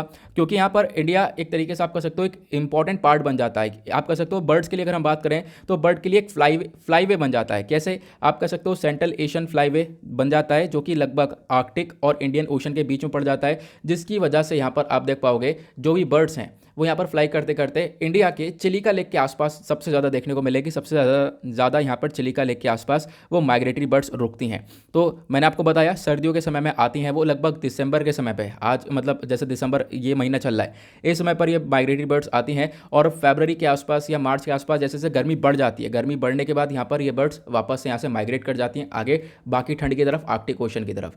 ठीक है, तो आपको इसके बारे में ध्यान रखना है। आई होप मैं आपको काफ़ी सारी इन्फॉर्मेशन यहाँ पर दे पाया हूँ। उसके बाद एक और छोटा सा आर्टिकल देखने को मिलेगा, यहाँ पर कुछ खास ऐसी इन्फॉर्मेशन नहीं है, बट आज के टाइम पर जो कश्मीरी सेब हैं, कश्मीरी एप्पल्स हैं, उनको एक खतरा पहुंच चुका है। किसका? ईरानी कीवी पेस्ट का। कीवी समझते होंगे आप लोग, है ना? तो ईरान के अंदर यहाँ पर जो कीवी है, ईरान से कीवी मंगाई गई, उसमें काफ़ी सारे पेस्ट देखने को मिलेंगे। कीट देखने को मिलेंगे या फिर आप कह सकते हो कीड़े देखने को मिलेंगे। और उन कीड़ों की जो है वजह से आज के टाइम पर कश्मीरी एप्पल के ऊपर एक खतरा पैदा हो चुका है। वो कीड़े कहीं ना कहीं कश्मीरी एप्पल्स को अटैक कर रहे हैं। तो हमने ईरान की कीवीज़ को इंपोर्ट किया था अफगानिस्तान से, और आज के टाइम पर ये एक मेजर कंसर्न बन चुका है हमारे कश्मीर के एप्पल डीलर्स के लिए, ठीक है। क्योंकि यहाँ पर जो कीवी है, इसके जो पेस्ट होते हैं, इसके जो कीटाणु हैं, आप कह सकते हो कि उनसे कहीं ना कहीं खतरा पहुंच चुका है एप्पल्स पर, ये कश्मीरी एप्पल्स के ऊपर। तो इसके ऊपर अभी क्या हुआ, जो माजिद असलम वफाई हैं, ये प्रेसिडेंट हैं किसके, Jammu and Kashmir processing integrated cold chain association के। इन्होंने बोला है कि बिल्कुल यहाँ पर इसके ऊपर एक एनालिसिस स्टार्ट किया जाए और सही से यहाँ पर हमारे पास पूरी इन्फॉर्मेशन इसको लेकर होनी चाहिए, ठीक है। क्योंकि आज के टाइम पर एक बहुत बड़ा कंसर्न बन सकता है, खासकर जो फार्मर्स है, लोकल फार्मर्स, उनको काफ़ी हद तक परेशानी पड़ सकती है अगर ये एप्पल बर्बाद हुए तो, ठीक है। क्लियर हुआ। उसके बाद यहाँ पर बोला गया कि एक एनालिसिस हो, एक रिपोर्ट आए, पूरी की तरीके से यहाँ पर इसको सुपरवाइज किया जा सके, और उसके बाद हम लोग यहाँ पर अभी क्या कर सकें, जो ईरान से जो भी इंपोर्ट कर रहे हैं फ्रूट्स को, उसको अभी के लिए थोड़ा सा रोका जाए। क्योंकि यहाँ पर अगर ये कंसर्न ज़्यादा बढ़ जाता है तो फिर इससे प्रॉब्लम्स क्रिएट होंगी। और बताया गया लगभग 2 पेस्ट हैं, 2 कीड़े हैं। वो कौन कौन से हैं, यहाँ पर इनका नाम दिया गया। क्या नाम है, एस्पीडियोटस नर्ड, और दूसरा है एवनाडेला ऑरेंटी। तो यहाँ पर आप इसके बारे में भी ध्यान रख सकते हो। क्लियर हुआ। तो ईरान से यहाँ पर कुछ कीवीज़ इंपोर्ट करे गए थे, जिसकी वजह से यहाँ पर ये काफ़ी सारे जो पेस्ट हैं, ये नुकसान पहुँचाने वाले जो कीड़े हैं, ये यहाँ पर कहीं ना कहीं अटैक कर रहे हैं इंडियन कश्मीरी एप्पल्स को। अब जो एप्पल डीलर हैं वो आज के टाइम पर काफ़ी कुछ लिख चुके हैं हमारे एनवायरमेंट मिनिस्टर को कि इसको लेकर काम किया जाए, और अभी के लिए जो ट्रेड है ईरान से थोड़ा बहुत अभी यहाँ पर फ्रूट्स वगैरह को लेकर इसको थोड़ा सा रोका जाए। अदरवाइज़ यहाँ पर प्रॉब्लम्स हो सकती है लोकल फार्मर्स को, ये हमारे पास इन्फॉर्मेशन आती है। तो इंपॉर्टेंट क्या निकल कर आता है आर्टिकल के अंदर, तो आप लोग इन पेस्ट के बारे में ध्यान रख सकते हो। ये दोनों पेस्ट हैं, ठीक है, ये दोनों कीड़े हैं, ठीक है। हो सकता है यहाँ पर किसी चीज़ में मिक्स करके आपसे पूछ लिया जाए, तो एग्जैक्टली यहाँ पर इनका नाम ज़रूर ध्यान रखना। आगे बढ़ते हैं अगले आर्टिकल के ऊपर। नेक्स्ट आर्टिकल आता है हमारा ये वाला। यहाँ पे बोला गया पॉवर्टी भी एक मेजर फैक्टर आपको देखने को मिलेगा जब भी हम लोग एक इंस्टीट्यूशनल डिलीवरी के बारे में बात करते हैं। मतलब कि जो एक तरीके से डिलीवरीज होती है, बेबी की डिलीवरी होती है, वो आज के टाइम पर इंस्टीट्यूशन मतलब हॉस्पिटल्स के अंदर आपको डिलीवरीज वगैरह जो देखने को मिलती हैं, उसके पीछे भी यहाँ पर जो इंस्टीट्यूशन के अंदर डिलीवरी नहीं हो पाती हैं, हॉस्पिटल्स में डिलीवरी नहीं हो पाती हैं, उसके पीछे का भी एक फैक्टर है, वो है पॉवर्टी। गरीबी की वजह से यहाँ पे आप देख पाओगे बहुत सारे लोग हॉस्पिटल्स के अंदर वो प्रॉपर डिलीवरी करवा नहीं पाते हैं, ऐसा यहाँ पर स्टडीज़ ने बताया। तो पॉवर्टी, एजुकेशन और exposure to a community health worker अगर हम बात करें तो ये भी बहुत ज़्यादा इंपॉर्टेंट है, इसके ऊपर भी फोकस रखना पड़ेगा, ठीक है। आप मैरिज के ऊपर फोकस रख रहे हो, बिल्कुल कि देखो मैरिज अगर यहाँ पर मतलब जो है अर्ली मैरिज हो जाती है, उसकी वजह से प्रॉब्लम्स क्रिएट होती हैं, वो तो है ही, लेकिन उसके साथ साथ आपको दूसरी चीज़ों के ऊपर भी फोकस रखना पड़ेगा। क्योंकि यहाँ पर लोगों के पास एक तरीके से पैसा नहीं है, या फिर लोगों के पास एजुकेशन नहीं है, अवेयरनेस नहीं है, तो उसकी वजह से भी जो इंस्टीट्यूशनल डिलीवरी है वो प्रॉपरली हो नहीं पाती है, मेडिकल फैसिलिटीज़ अवेलेबल नहीं करवा पाते हैं वो लोग, ये यहाँ पर स्टडी बताती है। तो ये रिसर्चर्स ये आप कह सकते हो जो रिसर्च है ये निकल कर आती है, और रिसर्च ये तब निकल कर आती है जब हमारी सरकार ने क्या किया है, अभी वेमेन के लिए जो मैरिज एज है उसको बढ़ाकर 21 करने की बातचीत की है। हालांकि यहाँ पर 21 करने का डिस्कशन जैसे ही हुआ, इसको बहुत ज़्यादा क्रिटिसाइज़ किया गया। लोग यहाँ पर बोलते हैं कि आपको पहले जो इंपॉर्टेंट प्रॉब्लम्स है उसके ऊपर ध्यान देना चाहिए, जैसे कि पॉवर्टी हो गया, एजुकेशन हो गया, ये अपने आप में मेजर प्रॉब्लम्स है, पहले आप इनके ऊपर थोड़ा सा ध्यान दो, बाकी बाद में आप लोग यहाँ पर वेमेन की एज को इंक्रीज़ कर सकते हो। क्योंकि यहाँ पर ये एक बड़ी प्रॉब्लम है, अगर हम लोग इसको रोक लेते हैं तो अपने आप में देखो पॉवर्टी खत्म होगी, या फिर लोगों के पास एक अवेयरनेस रहेगा, एजुकेशन रहेगी, तो अपने आप में चाइल्ड मैरिज रुकेगी, ठीक है। और साथ ही साथ यहाँ पर जो इंस्टीट्यूशनल डिलीवरी है उसके अंदर भी काफ़ी बड़ा इंप्रूवमेंट देखने को मिलेगा, ऐसा यहाँ पर आर्टिकल के अंदर बताया गया। कुछ रिपोर्ट्स अलग अलग जगह पर पब्लिश हुई हैं, अलग अलग जर्नल्स के अंदर पब्लिश हुई हैं, जहाँ पर बताया गया, स्टडी करी गई, और जो state level maternal mortality ratio है, मैटरनल मतलब देखो डिलीवरी के टाइम पर, ठीक है, क्या होता है, माँ की डेथ हो जाती है, उसको हम लोग बोलते हैं मैटरनल मोर्टेलिटी। अब यहाँ पर ये जो रेशियो आपको देखने को मिलेगा, पहले तो ज़्यादा हुआ करता था, हालांकि अभी भी देखने को मिलेगा, हालांकि कम हुआ है, लेकिन फिर भी अगर हम इसको पूरा कम कर सकते हैं, कैसे, आप एक एजुकेशन प्रोवाइड करवा सकते हो लोगों को, और प्लस आपको पॉवर्टी के ऊपर भी काम करना पड़ेगा। क्योंकि ज़्यादातर यहाँ पर डेथ कैसे हो जाती है, कभी बेबी की डेथ हो जा रही है या फिर मदर की डेथ हो जा रही है, तो ऐसे केस में ज़्यादा हुई है जो कि यहाँ पर इंस्टीट्यूशनल डिलीवरी नहीं हुई है, ठीक है, मतलब कि आप कह सकते हो हॉस्पिटल्स वगैरह के जो डिलीवरी नहीं हुई है, ठीक है, उसी की वजह से ये सारी प्रॉब्लम बढ़ी है, ठीक है। तो इंस्टीट्यूशनल डिलीवरी होना आज के टाइम पर ज़रूरी भी है, और लगातार आप कह सकते हो, देखो ऐसा नहीं है कि इंस्टीट्यूशनल डिलीवरी के अंदर इंप्रूवमेंट नहीं देखने को मिला। रिसेंटली हम लोगों ने डेटा भी कवर किया था, जहां पर बताया गया कि जो इंस्टीट्यूशंस के अंदर डिलीवरी हो रही है उसके अंदर भी इंक्रीमेंट नज़र आया है। लेकिन फिर भी आज के टाइम पर भी बहुत सारे स्टेट्स, बहुत सारे राज्य हैं जहाँ पर परफॉर्मेंस बहुत ज़्यादा लो चल रहा है, जहाँ पर मैटरनल मोर्टेलिटी काफ़ी ज़्यादा है, जहाँ पर एक तरीके से डिलीवरी के टाइम पर माँ की डेथ हुई है। अब यहाँ पे अगर हम बात करें तो जैसे कि असम टॉप पर देखने को मिलेगा, असम के साथ बिहार, छत्तीसगढ़, झारखंड, मध्य प्रदेश, ओडिशा, राजस्थान, उत्तर प्रदेश, उत्तराखंड, ये स्टेट्स आपको टॉप पर देखने को मिलेंगे। ठीक है, ये यहाँ पर बताया गया। अब उनका परसेंटेज बताया गया कि कितने कितने परसेंटेज यहाँ पर आपको देखने को मिलेगा। ठीक है, देखो यहाँ पर मैटरनल मोर्टेलिटी हुआ, साथ ही साथ इन्फेंट डेथ, इन्फेंट मतलब जब बच्चा जन्म ले रहा है, ठीक है, तो बच्चे की भी डेथ हो जाती है। तो इस प्रकार की चीज़ें भी हम लोग को देखने को मिलती हैं। इंडिया के अंदर जो मैटरनल मोर्टिलिटी रेट है वो अपने आप में काफ़ी ज़्यादा देखने को मिलेगा। 1 लाख पर 113 यहाँ पर एक तरीके से मैटरनल मोर्टिलिटी रेट आपको देखने को मिलने वाला है। तो अलार्मिंग रेट हाई है ये, बेसिकली इसके ऊपर हमें प्रॉपरली ध्यान देना पड़ेगा, ऐसा बताया जा रहा है। अब इसके ऊपर ध्यान देने के लिए आप क्या कर सकते हो, जैसे हमने बताया कि देखो आपको एजुकेशन के ऊपर थोड़ा सा ध्यान देना पड़ेगा। एजुकेशन यहाँ पर आप कह सकते हो काफ़ी इंपॉर्टेंट रोल प्ले कर सकता है। ठीक है, एजुकेशन के अलावा जो पॉवर्टी है उसके ऊपर थोड़ा सा आप काम करो। ठीक है, पॉवर्टी को कम करने के ऊपर आप मेजर्स को लेकर आओ, ये ज़्यादा इंपैक्ट डालेगा इन चीज़ों के ऊपर। इससे जो मैटरनल मोर्टिलिटी रेट है या फिर ये जो रेट्स आपको देखने को मिलेंगे ये कम होंगे। ठीक है, तो ये यहाँ पर एग्जैक्टली बताया गया। क्लियर हुआ इसके बारे में? तो ये इन्फॉर्मेशन यहाँ पर है। आई होप आप लोग यहाँ पर ये इन्फॉर्मेशन आराम से ले चुके हो। उसके बाद वापस से स्टेट्स के बारे में चर्चा की गई है। एजुकेशन के मामले में बात करें तो यहाँ पर मतलब ज़्यादा बहुत सारे स्टेट्स आपको देखने को मिलेंगे जहाँ पर कम्युनिटीज़ काफ़ी पीछे रह जाती हैं, तो आप इसके ऊपर काम कर सकते हो। ठीक है, इसके ऊपर काम करोगे, एजुकेशन लोगों के पास आएगी तो अपने आप में बहुत सारी प्रॉब्लम्स अपने आप में सॉल्व होती हुई नजर आएंगी। ये इस आर्टिकल के अंदर चीज़ें मैंशन करी गई हैं। क्लियर हुआ? वैसे कोई ऐसा एग्जाम के लिए आर्टिकल के अंदर से कुछ नहीं निकल कर आता है कि हाँ एग्जाम के लिए ये चीज़ें इंपॉर्टेंट हो सकती हैं, तो ऐसा कुछ भी नहीं है, क्योंकि इंस्टीट्यूशनल डिलीवरी वगैरह को लेकर डेटा आता रहता है। जैसे अभी रिसेंटली हमने नेशनल फैमिली हेल्थ सर्वे का डेटा कवर किया था, ऐसे डेटा बीच बीच में आते रहते हैं, तो वहाँ पर ये इंपॉर्टेंट इन्फॉर्मेशन कवर की जाती हैं। तो यहाँ पर स्टडी को लेकर कोई ऐसी खास इंपॉर्टेंट जानकारी हमें नहीं मिलेगी। ठीक है, अब आते हैं डायरेक्टली पेज नंबर 12 पर। डायरेक्टली आएंगे और यहाँ पर देखेंगे दुनियादारी में क्या चल रहा है। सबसे पहला आर्टिकल आप यहाँ पर ये देख पाओगे, एक इंपॉर्टेंट आर्टिकल है, कल इसके बारे में काफ़ी चर्चा हुई है, एक टेलीस्कोप के बारे में। ठीक है, अब एक टेलीस्कोप जिसके बारे में हम लोग काफ़ी लंबे समय पहले से चर्चा कर रहे थे, इसके ऊपर काम काफ़ी लंबे समय पहले से चल रहा है। हम लोग एक टेलीस्कोप को लॉन्च करने वाले थे, अब यहाँ पर फाइनली इसको कल किया गया। ठीक है, दुनिया का सबसे ज़्यादा पावरफुल स्पेस टेलीस्कोप को लॉन्च कर दिया गया है। क्या नाम है? James Webb telescope. ठीक है, जेम्स वेब स्पेस टेलीस्कोप। इससे पहले यहाँ पर इस टेलीस्कोप का काम कौन कर रहा था? तो वो था हबल स्पेस। ठीक है, हबल स्पेस के बारे में काफ़ी बार हमने डिटेल में डिस्कशन किया है। अगर आपको पहले नहीं समझ में आया तो कोई बात नहीं, आज मैं आप लोगों को यहाँ पर इसके बारे में समझाऊंगा। ठीक है, हबल स्पेस टेलीस्कोप की बात करें तो रिसेंटली ये वर्क करना बंद कर दिया था, आपको मालूम होगा, हमने आर्टिकल कवर किया था, लेकिन वापस से वो चालू हो चुका था। लेकिन यहाँ पे अगर हम बात करें, दुनिया का मोस्ट पावरफुल स्पेस टेलीस्कोप है। अब यहाँ पर बोला जा रहा है कि लगभग यहाँ पर इसको छोड़ तो दिया गया है, 1 महीने में ये अपने डेस्टिनेशन पर पहुंचेगा। मतलब अगले 1 महीने बाद यहाँ पर ये अपने डेस्टिनेशन पर पहुंचता हुआ नजर आएगा, और अभी भी बहुत टाइम लगने वाला है इस टेलीस्कोप को सर्विस में आने के लिए। ठीक है, ये टेलीस्कोप वर्किंग में आएगा, लेकिन बहुत टाइम बाद, ऐसा भी हमारे पास इंफॉर्मेशन निकल कर आई है।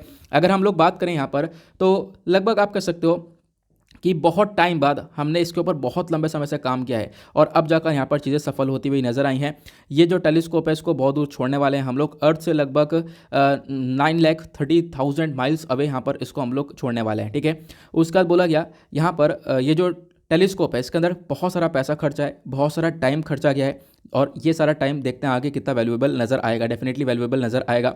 अगर हम बात करें तो इसको कौन से रॉकेट से लॉन्च किया गया, तो पहली इंपॉर्टेंट चीज़, इसको लॉन्च किया गया अरेने 5 रॉकेट से।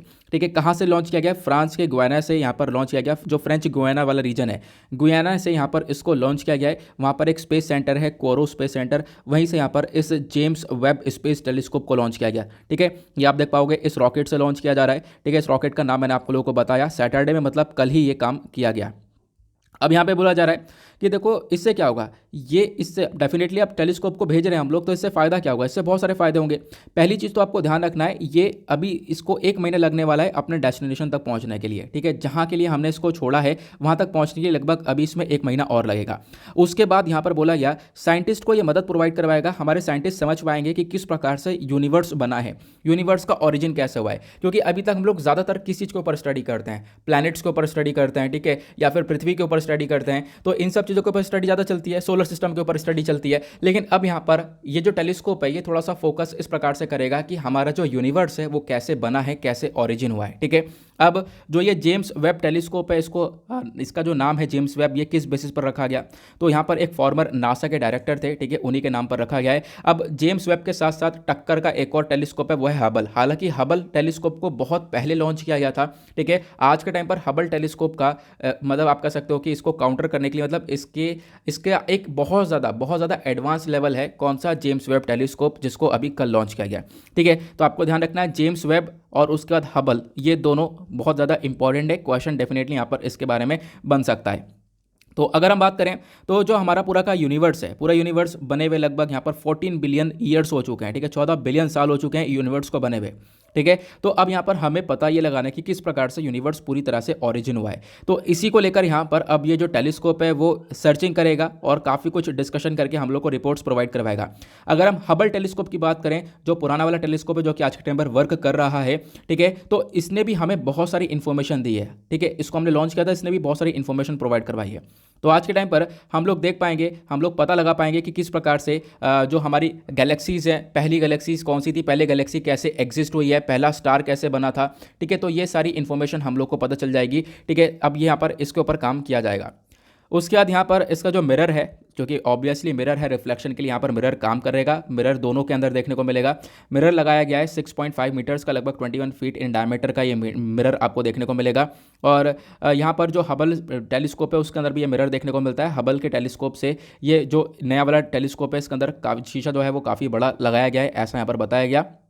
उसके बाद जैसे मैंने बताया कि अभी जो ये वेब टेलीस्कोप है ये लगभग काम करेगा, सर्विस में आएगा जून से, ठीक है। जो आने वाला समय जून है, ठीक है। अभी इसमें बहुत समय लगने वाला है इसको भी और वर्किंग में आने में। तो अभी एग्जैक्टली यहाँ पर ये इन्फॉर्मेशन देखने को मिलेगी। कहाँ से लॉन्च किया गया, वापस से वो इन्फॉर्मेशन दी गई है, मैंने आपको यहाँ पर वो प्रोवाइड करवा दी है। क्लियर हुआ इसके बारे में?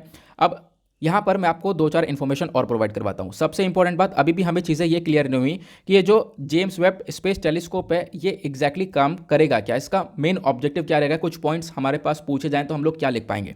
तो देखो इसका गोल क्या रहने वाला है। इसका पहला गोल ये रहेगा कि जो हमारी पहली गैलेक्सी है जो कि फॉर्म हुई थी आफ्टर बिग बैंग, उसको हम पता लगा सकें। बिग बैंग के बाद एक गैलेक्सी बनी थी। बिग बैंग क्या था मैं आपको बताता हूँ, कुछ पिक्चर्स मैंने यहाँ पर शेयर कर रखे हैं, मैं आपको यहाँ पर कुछ पिक्चर्स दिखाता हूँ, ठीक है। आज साइंस एंड टेक के भी बहुत सारे आर्टिकल नजर आएंगे। बिग बैंग क्या था देख पाओगे। यहाँ पर क्या हुआ, एक छोटा सा, पहले आप कह सकते हो छोटा सा हिस्सा था।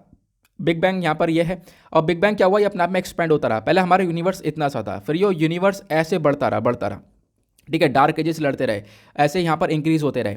उसके बाद यहाँ पर आप देख पाओगे 380,000 ईयर्स पहले थोड़ा सा और इंक्रीज हुआ, 300 मिलियन ईयर्स पहले यहाँ पर इंक्रीज हुआ, 1 बिलियन ईयर्स पहले यहाँ पर आप कह सकते हो ये जो गैलेक्सीज वगैरह हैं वो बननी चालू हो चुकी थी, ठीक है। फिर उसके बाद यहाँ पर आप कह सकते हो आज के टाइम पर कुछ इस प्रकार से ये सिनेरियो नजर आएगा। बहुत सारे प्लैनेट्स वगैरह, गैलेक्सीज वगैरह, ये सब कुछ नजर आती हैं, ठीक है। जो सोलर सिस्टम है ये आपको नजर आएगा। ये सब फॉर्म हुआ बाद में। तो बिग बैंग यहाँ पर कैसे शुरुआत है, पहले छोटा सा ही है, फिर उसके बाद ये धीरे धीरे हमारा पूरा का पूरा यूनिवर्स बना है, पूरा यूनिवर्स एक्सपेंड हुआ है। इसको बोलते हैं बिग बैंग थ्योरी, ठीक है। तो बिग बैंग यहाँ पर आई होप आप लोग को समझ में आ चुका है। पहले तो यहाँ पर हिस्सा मतलब छोटा सा, ये एक तरीके से छोटा सा हिस्सा था, उसका बाद ये अपने आप में एक्सपेंड हुआ, इंक्रीज हुआ और लगातार आप कह सकते हो ये बढ़ चुका है और अभी भी ये लगातार बढ़ता हुआ जा रहा है, ठीक है। तो इसको हम लोग बोलते हैं बिग बैंग। तो यहाँ पर इसके बारे में हम लोग पता लगा सके कि ये बिग बैंग एग्जैक्टली कैसे कैसे इवॉल्व हुआ, आगे हमारा यूनिवर्स कैसे बना, कैसे पहली गैलेक्सी बनी है। तो हम लोग इस टेलीस्कोप की मदद से ये सारी चीज़ें पता लगा पाएंगे कि पहली गैलेक्सी कैसे बनी, कैसे पहला स्टार बना पाना, ठीक है। तो इसके ऊपर हम लोग यहाँ पर काम कर पाएंगे। आई होप आप लोग को यहाँ पर समझ में आया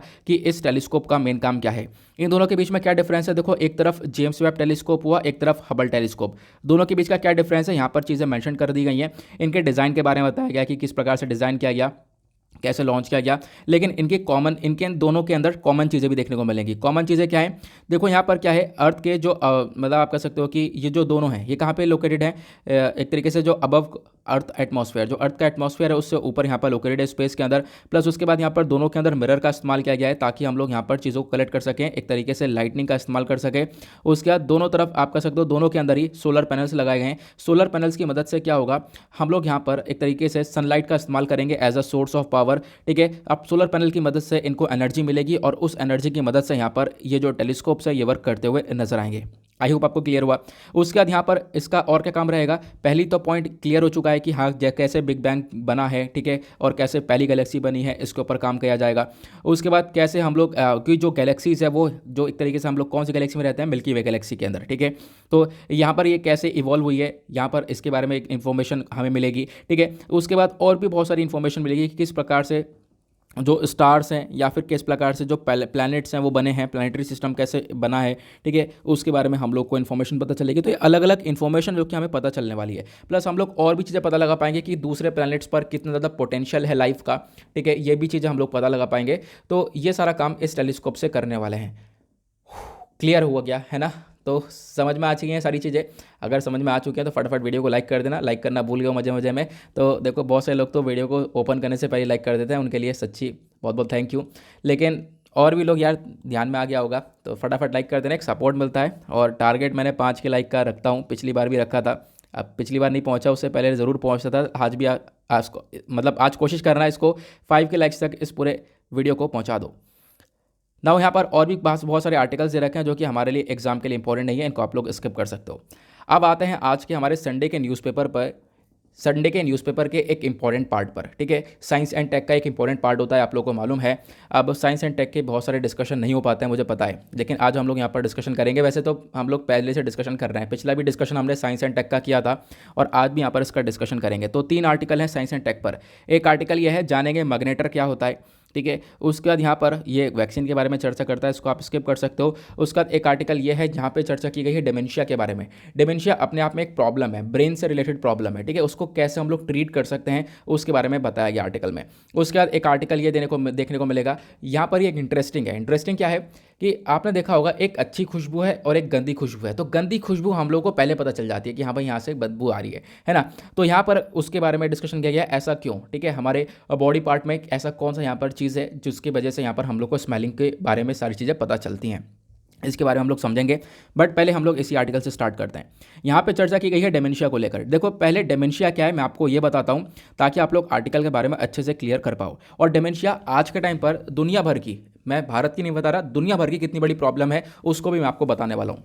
तो आर्टिकल हमारा जीएस पेपर 2 हेल्थ के पॉइंट ऑफ व्यू से इंपॉर्टेंट हो जाएगा। डेमेंशिया अपने आप में आप कह सकते हो एक ऐसा डिजीज देखने को मिलेगा जो कि आपकी मेमोरी को अफेक्ट करता है, आपके ब्रेन से रिलेटेड ये बीमारी है, ठीक है। आपकी जो कॉग्निटिव फंक्शन है, जो ब्रेन फंक्शन है वो डिक्लाइन हो जाता है, वो कम हो जाता है। मेमोरी को अफेक्ट करता है, आपकी थिंकिंग एबिलिटी को अफेक्ट करता है, ठीक है। आप चीज़ों को सही से अच्छे से कॉम्प्रिहेंस नहीं कर पाते हो, कैलकुलेशन नहीं कर पाते हो, लर्निंग कैपेसिटी के ऊपर अफेक्ट होता है, लैंग्वेज, जजमेंट, इन सब चीज़ों के ऊपर काफ़ी बड़ा अफेक्ट पहुंचता है अगर कोई व्यक्ति डिमेंशिया से सफ़र कर रहा है तो, ठीक है। आज के टाइम पर अगर हम बात करें जो टोटल डेथ हो रही है उसमें 65% टोटल डेथ डिमेंशिया की वजह से हो रही है और विमेन सबसे बड़ा शिकार बन रही है डिमेंशिया की, ये भी बताया गया। अब डिमेंशिया के लक्षण क्या है, देखो इसके लक्षण है मेमोरी लॉस, आप चीज़ों को भूलने लगते हो, ठीक है। जो थिंकिंग के अंदर काफ़ी सारी डिफिकल्टीज आती है, आप चीज़ों को सही से सोच नहीं पाते हो, एक तरीके से चीज़ों को विजुअलाइज नहीं कर पाते हो, अपने आप को सही से मैनेज नहीं कर पा रहे हो, सही से प्रॉब्लम्स को सॉल्व नहीं कर पा रहे हो, ठीक है। आप चीज़ों को सही से पढ़ नहीं पा रहे हो, उनको लर्न नहीं कर पा रहे हो, आपके फोकस नहीं हो पा रहा है किसी चीज़ के ऊपर, आप चीज़ों के ऊपर अटेंशन नहीं पे कर पा रहे हो। तो ये सारे लक्षण होते हैं जब भी यहाँ पर कोई व्यक्ति एक डिमेंशिया से सफ़र करता है। तो क्लियर हुआ, ठीक है। अब यहाँ पर आप कह सकते हो जैसे डिप्रेशन, एजिटेशन, ये सारी जैसी प्रॉब्लम देखने को मिलती है, मूड स्विंग भी देखने को मिल जाता है। अब इसके कारण क्या है, देखो कारण बहुत सारे हो सकते हैं, लेकिन जो हमारे ब्रेन के, जो हमारे दिमाग में बहुत सारे सेल्स प्रेजेंट हैं, वो सेल्स जब डैमेज होते हैं तब यहाँ पर ये डिमेंशिया होता है, ठीक है। अगर हम बात करें तो एक तरीके से जो डिमेंशिया है ये होता है कब, हेड इंजरी की वजह से। मान लो कोई इंजरी हो गई, कोई चोट लग गई सर में, उसकी वजह से भी यहाँ पे ये डिमेंशिया देखने को मिलता है, या फिर कोई स्ट्रोक हो गया या ब्रेन ट्यूमर की वजह से भी ये प्रॉब्लम्स क्रिएट हो जाती हैं। अगर हम बात करें इसके ट्रीटमेंट की तो क्या इसका कोई सोल्यूशन है, तो आज के टाइम पर कोई ऐसा पर्टिकुलर ट्रीटमेंट देखने को मिलेगा नहीं, ठीक है। लेकिन बहुत सारी रिसर्चेस जा रही हैं, हम लोग बहुत सारे इन्वेस्टिगेशन लगातार कर रहे हैं, नए नए ट्रीटमेंट्स के ऊपर काम किया जा रहा है। अगर हम दुनिया भर का सिनेरियो देखें तो डिमेंशिया आज के टाइम पर 7th leading cause of death है, ठीक है। अगर आप लोग देखोगे ना तो 7वें नंबर पर सबसे ज़्यादा जो मौत हो रही है लोगों की वो यहाँ पर आप कह सकते हो डिमेंशिया की वजह से। डिमेंशिया अपने आप में एक मेजर कॉज देखने को मिलेगा जहाँ पर लोगों का ब्रेन काफ़ी बुरी तरह से अफेक्ट होता है। लगभग 55 मिलियन से ज़्यादा लोग, जिसमें से 8.1% वेमेन है, 5.4% मैन है, लगभग ये इनकी जो उम्र है वो 65 ईयर से ऊपर है। ये कहीं ना कहीं डिमेंशिया के साथ सफ़र कर रहे हैं, डिमेंशिया के साथ रह रहे हैं, तो इनको काफ़ी बड़ी प्रॉब्लम्स देखने को मिलेंगी। और ये जो नंबर आने वाले टाइम पे बढ़ने वाला है, बताया गया लगभग 2030 तक, 2030 तक ये जो नंबर है डिमेंशिया का वो 78 मिलियन के आसपास पहुंचा जा सकता है। और 2050 तक ये जो डिमेंशिया का नंबर है ये 139 मिलियन तक पहुंचा जा सकता है, ठीक है। खासकर जो ओल्ड एज पीपल हैं वो काफ़ी हद तक सफ़र कर रहे हैं इस डिमेंशिया से। तो आर्टिकल के अंदर बताया गया जो ये डिमेंशिया बीमारी है इसको कैसे मैनेज किया जा सकता है। एक जो म्यूज़िक है, जो गाने हैं, वो आराम से इसको मैनेज कर सकते हैं, ऐसा यहाँ पे बताया गया। और उसके ऊपर काफ़ी सारी स्टडीज़ भी पब्लिश हुई हैं, उनकी रिपोर्ट्स भी यहाँ पर आर्टिकल में बताई गई हैं ऑथर के थ्रू। अगर हम बात करें डिमेंशिया क्या है, तो आई होप आप लोगों को समझ में आ चुका है इसके सिम्टम क्या है, मैंने आपको बताया। अब यहाँ पर ऑथर बोलते हैं कि जो ये डिमेंशिया है इसको सही किया जा सकता है, ठीक है। इसका ट्रीटमेंट है, कैन बी क्लिनिकली, यहाँ पर इसको सही किया जा सकता है। बहुत सारे हमारे पास मेथड्स हैं, जैसे आप योगा कर सकते हो, ब्रीथिंग एक्सरसाइज करो, ब्रीथ इन और ब्रीथ आउट वाली एक्सरसाइज करो, ठीक है। ब्रिस्क वॉक करो, थोड़ा तेजी से चलो, ठीक है। कार्डियो एक्सरसाइज, जिससे कि यहाँ पर आपका हार्ट भी काम करेगा। प्लस उसके बाद यहाँ पर क्या है, ये चीज़ें कहीं ना कहीं आपको डिमेंशिया से बाहर निकालेंगी। या फिर जो म्यूज़िक्स होते हैं, खासकर ट्यूनफुल म्यूज़िक, ठीक है, जहाँ पर एक तरीके से मधुर हो, तो वो वाली म्यूज़िक आप लोग सुन सकते हो। तो इस प्रकार की चीज़ें कहीं ना कहीं डिमेंशिया से बाहर निकालेंगे, ऐसा बताया गया। और बाकी जो डेटा है डिमेंशिया को लेकर, मैंने आपको बताया लगभग 55 मिलियन से ज़्यादा लोग आज के टाइम पर डिमेंशिया से सफ़र कर रहे हैं, और आने वाले टाइम पर ये डेटा बढ़ता रहेगा। भारत के अंदर भी बहुत सारे लोग हैं, भारत के अंदर भी आप देख पाओगे बहुत सारे लोग हैं, लगभग आप कह सकते हो कि 65 ईयर्स ऑफ एज वाले जो लोग हैं वो काफ़ी हद तक सफ़र करें, मतलब जो बूढ़े लोग हैं उनको सबसे ज़्यादा प्रॉब्लम होती है। अब एक कैलिफोर्निया बेस्ड साइट है जिसका नाम है बेवे सीनियर असिस्टेड लिविंग। यहाँ पर इस साइट ने बताया, इन्होंने एक आर्टिकल सजेस्ट किया, इन्होंने बोला है 13 तरीके हो सकते हैं, 13 वेज हो सकते हैं जिसके बेसिस पर हम लोग डिमेंशिया को हैंडल कर सकते हैं या डिमेंशिया को रिड्यूस कर सकते हैं। वो 13 तरीके कौन कौन से हैं? पहला है, आपको ब्रीदिंग वाली एक्सरसाइज करनी होगी, ब्रीद इन ब्रीद आउट, आप इसके ऊपर फोकस करो। उसके बाद दूसरा यहाँ पर तरीका है, वो है thinking about a favourite peaceful place. अपने यहाँ पर जो एक तरीके से आपको सबसे फेवरेट पीसफुल शांति वाली जगह पसंद है, उसके बारे में मतलब चीज़ों को सोचो, ठीक है। आप मतलब अपनी जो भी पसंदीदा चीज़ है उसके बारे में आप लोग सोच सकते हो, पीसफुल प्लेस के बारे में, फिर किसी भी चीज़ के बारे में सोच सकते हो। उसके बाद तीसरा, नर्चरिंग अ पेट। आप एक जो पेट है, एक कोई जानवर है, उसको पालो, ठीक है। इससे यहाँ पर डिमेंशिया कहीं ना कहीं हैंडल होता हुआ नजर आएगा। प्लस उसके बाद मसाज करवाओ, 1 या 2 बार यहाँ पर सप्ताह में मसाज किया जाएगा, ताकि यहाँ पर क्या हो, जो आपका स्ट्रेस है वो निकले। या फिर योगा करो, ठीक है, योगा एक बहुत अच्छा इफेक्ट डाल सकता है। उसके बाद सिंगिंग, प्लेइंग म्यूजिक, ठीक है, आप गाना बजा सकते हो या गा सकते हो, ठीक है, ये भी आपको काफ़ी हद तक खुशी प्रोवाइड करवाएगा, इससे भी डिमेंशिया कहीं ना कहीं टैकल होगा। या फिर आप क्या कर सकते हो, आर्ट एंड क्राफ्ट का काम कर सकते हो, पेंटिंग कर सकते हो, या ये सारे काम कर सकते हो, इससे भी यहाँ पर व्यक्ति डिमेंशिया से निकलेगा। या फिर अपनी जगह जहाँ पर भी आप काम कर रहे हो उसको डेली साफ करो, ठीक है। आपका अपना जो ब्रेन है उसको कुछ इस प्रकार से वर्किंग में रखो कि हाँ यार, मेरे का ये चीज़ें काम करना है, ये मेरा अकम्पलिशमेंट होने वाला है, इसके ऊपर मुझे थोड़ा सा काम करना है, ठीक है। तो इससे भी डिमेंशिया थोड़ा सा मतलब क्लियर होता हुआ नजर आएगा। अब उसके बाद यहाँ पर क्या हो सकता है और बताया गया, जैसे कि आप लोग गार्डनिंग कर सकते हो, ठीक है। या फिर न्यूज़पेपर रीड करो डेली बेसिस पर, जो कि हम लोग कर रहे हैं, है ना। बुक्स रीड करो डेली बेसिस पर, ठीक है। टीवी न्यूज़ चैनल्स के ऊपर फोकस नहीं करना है, बाकी यहाँ पर जो न्यूज़पेपर वगैरह है इसके ऊपर थोड़ा सा आप लोग फोकस कर सकते हो, ठीक है। पजल्स को अटैम्प्ट करो, ये ज़्यादा बेटर रहेगा। क्रॉसवर्ड्स को अटैम्प्ट करो, ठीक है। कुछ नई लैंग्वेज सीखो, ठीक है, नई लैंग्वेज सीखोगे तो वो ज़्यादा एक अच्छा इफेक्ट डालेगा।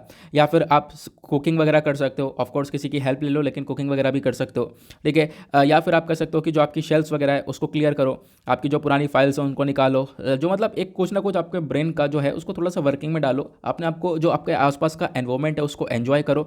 इस बेसिस पर आगे चलोगे तो कहीं ना कहीं डिमेंशिया से हम लोग यहाँ पर निकल पाएंगे, ऐसा इस आर्टिकल के अंदर मेंशन किया गया।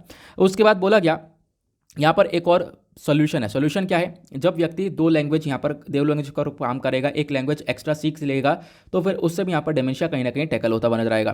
तो यहाँ पर कुछ रिपोर्ट्स के बारे में बताया गया था, रिपोर्ट्स मैंने हाईलाइट यहाँ पर करी नहीं है, तो इनको आप लोग स्किप भी कर सकते हो। डायरेक्टली मैं पॉइंट पर आता हूँ कि पॉइंट यहाँ पर क्या है। डायरेक्टली पॉइंट यह है, of course it will be helpful for senior citizens who are monolanguage to start learning a second language. मतलब कि यहाँ पर कोई भी सीनियर सिटीजन है उनके लिए बहुत ज़्यादा मददगार रहेगा, ठीक है। अगर वो मोनोलैंग्वेज है, एक ही भाषा बोलते हैं, तो वो एक दूसरी लैंग्वेज स्टार्ट करें बोलना, तो इससे भी यहाँ पर काफ़ी हद तक चीज़ें इंप्रूव होंगी, उनके ब्रेन की कैपेबिलिटी एनहेंस होगी। साथ ही साथ यहाँ पर डिमेंशिया से क्या, जो भी यहाँ पर डिमेंशिया से सफ़र कर रहे हैं वो भी यहाँ पर नहीं होगा, कुछ भी ऐसा वहाँ से निकल पाएंगे। क्लियर हुआ। अब बात करी गई है रोल ऑफ म्यूजिक की। सबसे इंपॉर्टेंट पॉइंट यहाँ पर, म्यूजिक एक बहुत बड़ा इंपॉर्टेंट रोल प्ले कर सकता है, ठीक है। इनफैक्ट यहाँ पर जैसे ट्रीटमेंट होता है ना, एक ट्रीटमेंट का काम कर सकता है म्यूजिक, ये बताया गया, ठीक है। कुछ पेपर पब्लिश हुए हैं, सेलिया मोराइल्स के थ्रू यहाँ पर पेपर्स पब्लिश करे गए। इन्होंने यहाँ पर बताया कि जो डिमेंशिया है, कहीं ना कहीं डिमेंशिया को ठीक करने के लिए म्यूज़िक का इस्तेमाल किया जा सकता है, एन्जॉयबल म्यूज़िक हो किसी व्यक्ति का, ठीक है। यहाँ पर इन्होंने एनालाइज किया और इन्होंने बोला जो ये म्यूज़िक है, म्यूज़िक एक पावरफुल ट्रीटमेंट स्ट्रेटजी हो सकती है, ठीक है। यहाँ पर आराम से ट्रीटमेंट किया जा सकता है म्यूजिक के थ्रू। आप कह सकते हो एक थेरेपी की तरह यहाँ पर काम करेगा, एक व्यक्ति को डिमेंशिया से बाहर निकालने का काम करेगा, प्लस उसकी जो मेमोरी है उसके ऊपर काम कर सकता है। ठीक है। यहाँ पर कुछ और भी पेपर्स पब्लिश हुए जिसमें बताया गया कहीं ना कहीं जो ये मधुर म्यूजिक है इससे कहीं ना कहीं आप क्या कह सकते हो कि जो ब्रेन है, ब्रेन की कैपेबिलिटीज तो इंक्रीज होंगी, साथ ही साथ यहाँ पर जो मेमोरी है वो भी इंक्रीज होती हुई नजर आएगी। ठीक है। आप यहाँ पर कह सकते हो जो पर्सनली कोई भी सेलेक्टेड म्यूजिक है आप उसको सुन सकते हो। ठीक है। एक ट्यूनफुल म्यूजिक को सुनना है, इससे क्या हो सकता है लॉन्ग टर्म मेमोरी के ऊपर आपको एक तरीके से आपको उसको प्रोटेक्शन मिलेगी। प्लस जो ओल्ड पर्सन्स हैं वो यहाँ पर चीज़ों को सुने, ये मधुर गानों को सुनो, उनको रिकग्नाइज करें, उनको एंजॉय करें, अपने आसपास का एनवायरमेंट एंजॉय करें। इससे यहाँ पर डिमेंशिया कहीं ना कहीं ठीक होता हुआ नजर आता है। ऐसा यहाँ पर बहुत सारे रिसर्च पेपर्स ने खुद बताया है और इन्होंने यहाँ पर एनालाइज करके बताया है। और आप कह सकते हो बहुत सारे लोगों के ऊपर टेस्टिंग भी की गई है और उनके अंदर काफ़ी बड़ा सुधार देखने को मिला। साथ ही साथ गाने के साथ साथ आप रिदम और बीट वाले गाने भी सुन सकते हो। ठीक है। तो यहाँ पर एग्जैक्टली लास्ट में ये भी बताया गया, तो इसके बेसिस पर डिमेंशिया को ठीक किया जा सकता है। आई होप आप क्लियर कर चुके होंगे कि आर्टिकल के अंदर एग्जैक्टली क्या क्या मेंशन्ड है। उसके बाद साइंस एंड टेक पर दूसरा आर्टिकल है क्वेश्चन कॉर्नर का। तो हर संडे में यहाँ पर क्वेश्चन कॉर्नर का आर्टिकल भी आता है। यहाँ पे बोला गया what makes human reacts quickly to negative smell, मतलब कि अगर कोई हमारे पास गंदी स्मेल हो, नेगेटिव स्मेल हो, तो उस पर हम लोग क्विकली रिएक्ट करेंगे। कोई ज़्यादा अच्छी खुशबू हुआ उस पर हमारा जो रिएक्शन है वो थोड़ा सा डिले रहेगा, लेकिन नेगेटिव स्मेल पे हमारा रिएक्शन क्विक रहता है। ऐसा क्यों, आगे हम लोग समझेंगे। तो कुछ रिसर्चर्स हैं कहाँ के, करोलिंस्का इंस्टीट्यूट जो स्वीडन के अंदर है, यहाँ के कुछ रिसर्चर्स देखने को मिलेंगे। इन्होंने यहाँ पे फाउंड किया कि जो नेगेटिव स्मेल है, नेगेटिव स्मेल किससे एसोसिएटेड है, अनप्लीजेंटनेस से। ठीक है। यहाँ पर आप कह सकते हो कि पॉजिटिव स्मेल से ज़्यादा बुरी, हम ऑब्वियसली पॉजिटिव स्मेल से बुरी है, लेकिन क्या है कि नेगेटिव स्मेल ज़्यादा अफेक्ट करती है हम लोग को, ज़्यादा ट्रिगर करती है हम लोग को, हमारा ज़्यादा रिस्पॉन्स मांगती है। ठीक है। हम लोग नेगेटिव स्मेल को सूंघे और उसको अवॉइड करें तुरंत, है ना। इस प्रकार की चीज़ें नज़र आती हैं। अब क्या होता है यहाँ पर आप कह सकते हो कि ये कहीं ना कहीं हमारे जो एक तरीके से विजडम है उसके अगेंस्ट में जाता है और हमारे जो माइंड उसको ट्रिगर करता है कि हाँ यार ये एक तरीके से डेंजर है, और डेंजर प्रोसेस ऑब्वियसली हमारे माइंड को ट्रिगर करता है, हम लोग उससे बचना चाहते हैं। तो आप कह सकते हो जो नेगेटिव स्मेल है वो हमारे दिमाग में पहले अफेक्ट करती है। उसके बाद इसके पीछे का रीज़न क्या है, हमारा एक ऑल फैक्ट्री ऑर्गन है, आपको ध्यान रखना है ऑल फैक्ट्री ऑर्गन है। लगभग जो हमारा ब्रेन है, ठीक है, उस ब्रेन का 5% जो पूरा का पूरा ऑल फैक्ट्री ऑर्गन कवर करता है। और ऑल फैक्ट्री ऑर्गन का ही मेन काम है कि आप मतलब आप कह सकते हो डिफरेंस क्रिएट करना। जो मिलियंस ऑफ डिफरेंट स्मेल्स हैं, अलग अलग आप देख पाओगे हर चीज़ के अंदर अलग अलग तरीके की स्मेल आ रही है। ठीक है। आप कैसे डिफ्रेंशिएट कर पाते हो, क्योंकि आपके बॉडी के अंदर एक ऑर्गन प्रेजेंट है, आपके ब्रेन में लगभग एक ऑर्गन प्रेजेंट है जिसको हम लोग बोलते हैं ऑल फैक्ट्री। ठीक है। ऑल फैक्ट्री कहाँ पर प्रेजेंट है मैं आपको दिखा देता हूँ, मैंने यहाँ पर एक पिक्चर शेयर कर रखा है आपके साथ, ये आप लोग देख पाओगे। ठीक है। ऑल फैक्ट्री, ये ऑल फैक्ट्री बल्ब होता है, ये ऑल फैक्ट्री नर्व्स हैं, ये ऑल फैक्ट्री ट्रैक्ट है। तो यहाँ पर आप कह सकते हो नोज से कनेक्टिविटी देखने को मिलेगी। यहाँ पर जैसी आप खुशबू पहुँचती है ये हमारे डायरेक्टली ब्रेन को पहुँचाता है। ठीक है। तो ये आपको ध्यान रखना है, ऑल फैक्ट्री सबसे इंपॉर्टेंट पार्ट है। अगर हम बात करते हैं स्मेलिंग की तो उसके बेसिस पर ये ऑल फैक्ट्री काम करता है। ह्यूमंस के अंदर बात करें जो ऑल फैक्ट्री है, ये आप कह सकते हो इंपॉर्टेंट पार्ट है, जो कि क्या करता है अलग अलग स्मेल्स को डिटेक्ट करता है और उसका जो हार्मफुल स्मेल्स है उनको डिटेक्ट कर लेता है। पहले यहाँ पे बताया गया हार्मफुल स्मेल्स है उनको सबसे पहली बार यहाँ पर तेज़ी से ये डिटेक्ट करता है। उसके बाद हम लोग डिटेक्ट करने के बाद क्या करते हैं, उसको मतलब अवॉइड करने की कोशिश करते हैं। अब जो रिसर्चर्स हैं, रिसर्चर्स ने यहाँ पर पहली बार इस चीज़ को पॉसिबल करके बताया। देखो ये इन्फॉर्मेशन हमारे पास पहले अवेलेबल नहीं थी, ये तो हमने आराम से पढ़ लिया आज।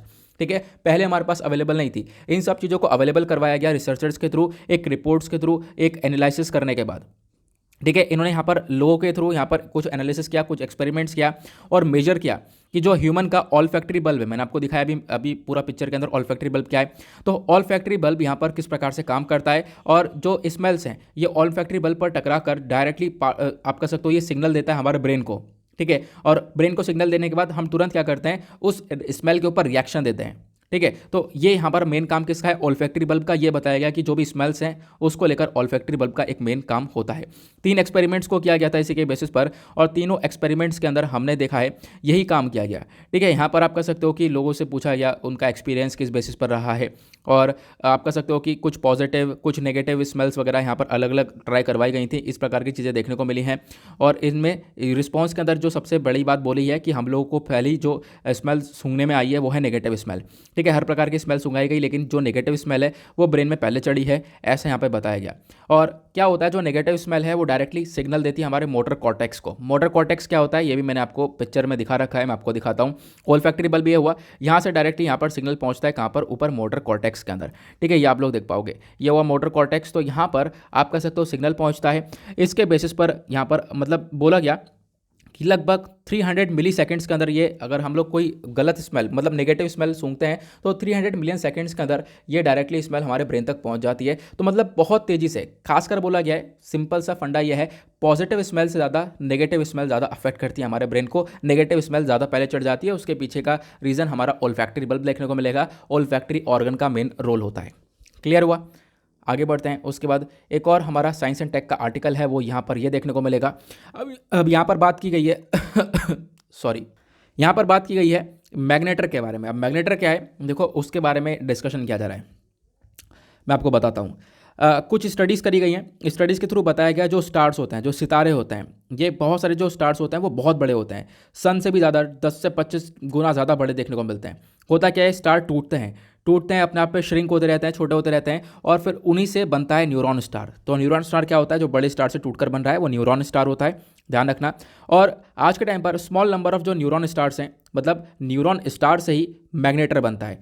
क्लियर हुआ? जो बड़े सितारे हैं उनको टूटकर बनने के बाद न्यूरॉन स्टार बनता है, और न्यूरॉन स्टार से क्या बनता है, मैग्नेटर बनता है। ठीक है, अब मैग्नेटर जो होता है ये यहाँ पर आप कह सकते हो कि अपने आप में एक बहुत बड़ा ऑब्जेक्ट है, और आप कह सकते हो बहुत रेयरली देखने को मिलता है। ठीक है, बहुत रेयर, बहुत कमी से देखने को मिलता है। जो मिल्की वे गैलेक्सी है, जिस गैलेक्सी में हम लोग रहते हैं, ठीक है, इस गैलेक्सी के अंदर अभी तक लगभग आप कह सकते हो 30 इस प्रकार के यहाँ पर स्टार को स्पॉट किया गया है, 30 मैग्नेटर को देखा गया है। क्लियर हुआ? बड़े सितारे हुए, बड़े सितारे टूटकर न्यूरॉन स्टार बनाते हैं, और न्यूरॉन स्टार यहाँ पर कुछ जो न्यूरॉन स्टार होते हैं, कुछ न सारे नहीं, कुछ न्यूरॉन स्टार बन जाते हैं मैग्नेटर, और मैग्नेटर आज के टाइम पर बहुत ज़्यादा कम होता है। इनके अंदर खास बात क्या है, देखो खास बात बहुत ज़्यादा अलग है। मैग्नेटर क्या करता है, एक वॉयलेंट फ्लेयर्स को इमिट करता है, चमक, एक बहुत तगड़ी चमक को यहाँ पर निकालता है, लेकिन वो जो चमक है वो थोड़ी देर के लिए रहती है।